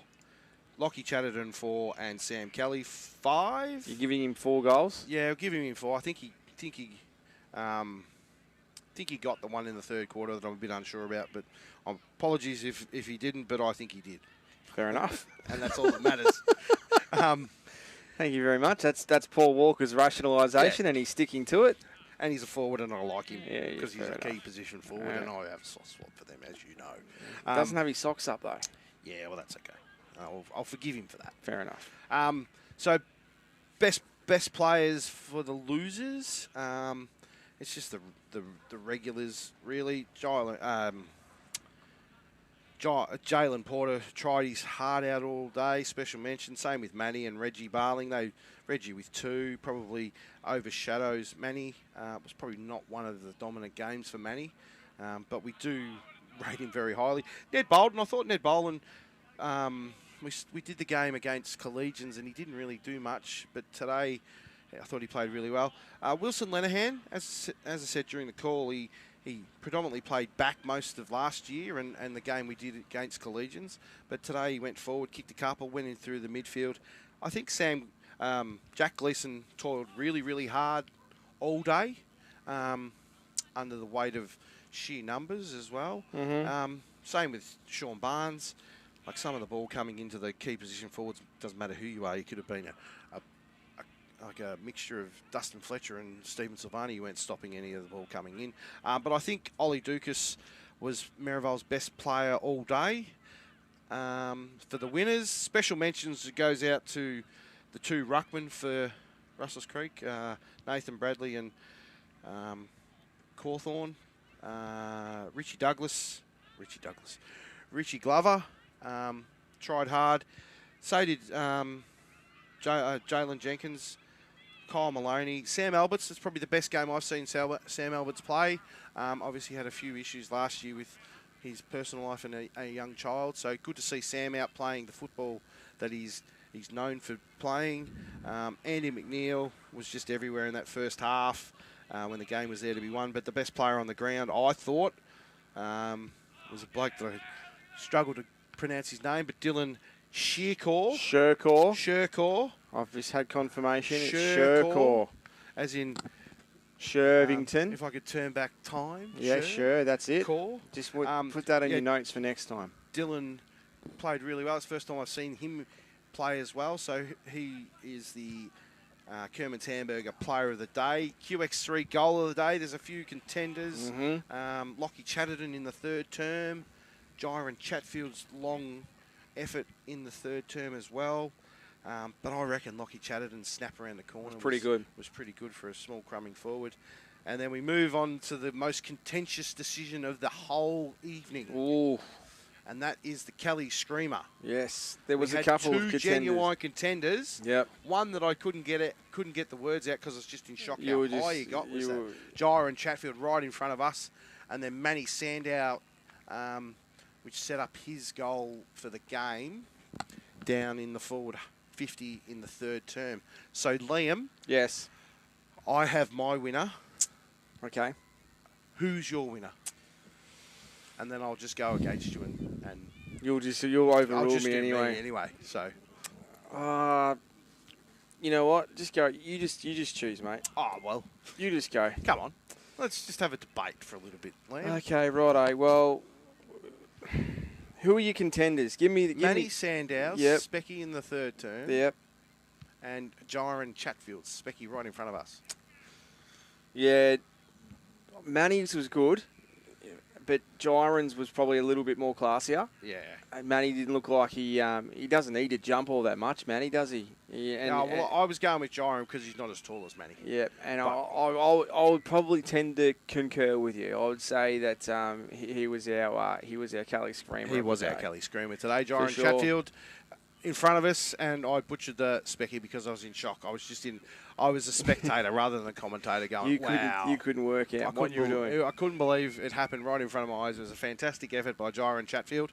But yes, and that'll be about it, I reckon, Liam. We've covered everything off. We'll go through a couple of other results of the day. Timboon Demons had a good win over Old Collegians to 7 points, 15-11-101, defeating the Warriors 14-10-94. So the Timboon Demons continue to march on, mate. Doing some really good things. Looking forward to watching them play again.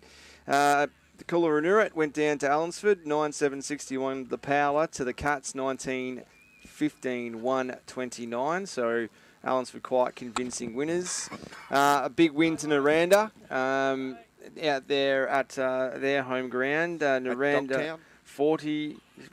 Well, yeah, it says it does. That was at Dennington. Yeah, 46-28, 304 to Dennington 1-4-10. So a very big win to the Blues. And As would you expect? Looks like Jeremy Stacey booted 14 goals, if you don't mind. Jeremy Stacey? Yes. Wow. And then Isaac Stevens was good with 11. And then it was Hugh Giblin, Dylan Lees, Liam Loveday, Dylan Philp, William Rowbottom. There was quite a couple of multiple goal scorers. And then tomorrow we're going to 46 goals. You're generally going to have a few people having a lick of the ice cream. And of course, one to play tomorrow. Yes, which should be a good game of football. I was pretty impressed with what I saw here last. I called in, saw the last quarter against Rovers and Merrivale here last weekend. You did, yeah. And you were texting me, giving me your thoughts. Rovers got out to a nice lead and hung on in the end for 11-point victory. So they're building. Obviously, they've been in the doldrums for a few years. Rovers and look to be coming out the other side pretty good. Great to see. Next week, walk to the contentious issue because you're away. And wasn't it Collegians and Rovers out at the Davidson? I think it's Collegians and Rovers. That should be a good contest. And we just don't know whether or not we're going to have a caller or not. So it could be our first. Crack at football without. I'm sure we can find someone will turn up. Oh, we solicit for it every week, don't we? You know, it's a bit of fun, and we don't take ourselves too seriously. So if there's anyone that, I know you do, mate. You're very consummate professional. But anyone at Clubland at either Collegians or Rovers that want to come and jump on and have a bit of fun and you might get Frushman. The Frushman, Frush might bail you out. He might be all right. I haven't been able to secure the services of Frushman, and Nick Mills is just MIA. I can't see. He starts back at work. He's had pretty much 15 months off, I reckon. He turned 40 this year, and I think he must have taken half the year off just to celebrate. So good on him. Goes back to work next week. But back to work for a rest by the sounds of it. Sounds like it. But Walks, thank you very much for your efforts again, mate. It was tough work. It's been a long day, particularly for your good self, at least anyway. It's been a good day, but great to be involved in all the ANZAC Day commemorations and of course the football. Do apologise about the netball. I will get that game up very, very soon But Walks, all the best tomorrow for Pennant. Same with yourself, my friend. And we will catch up with you viewers next week. But until then, on this Anzac Day, at least we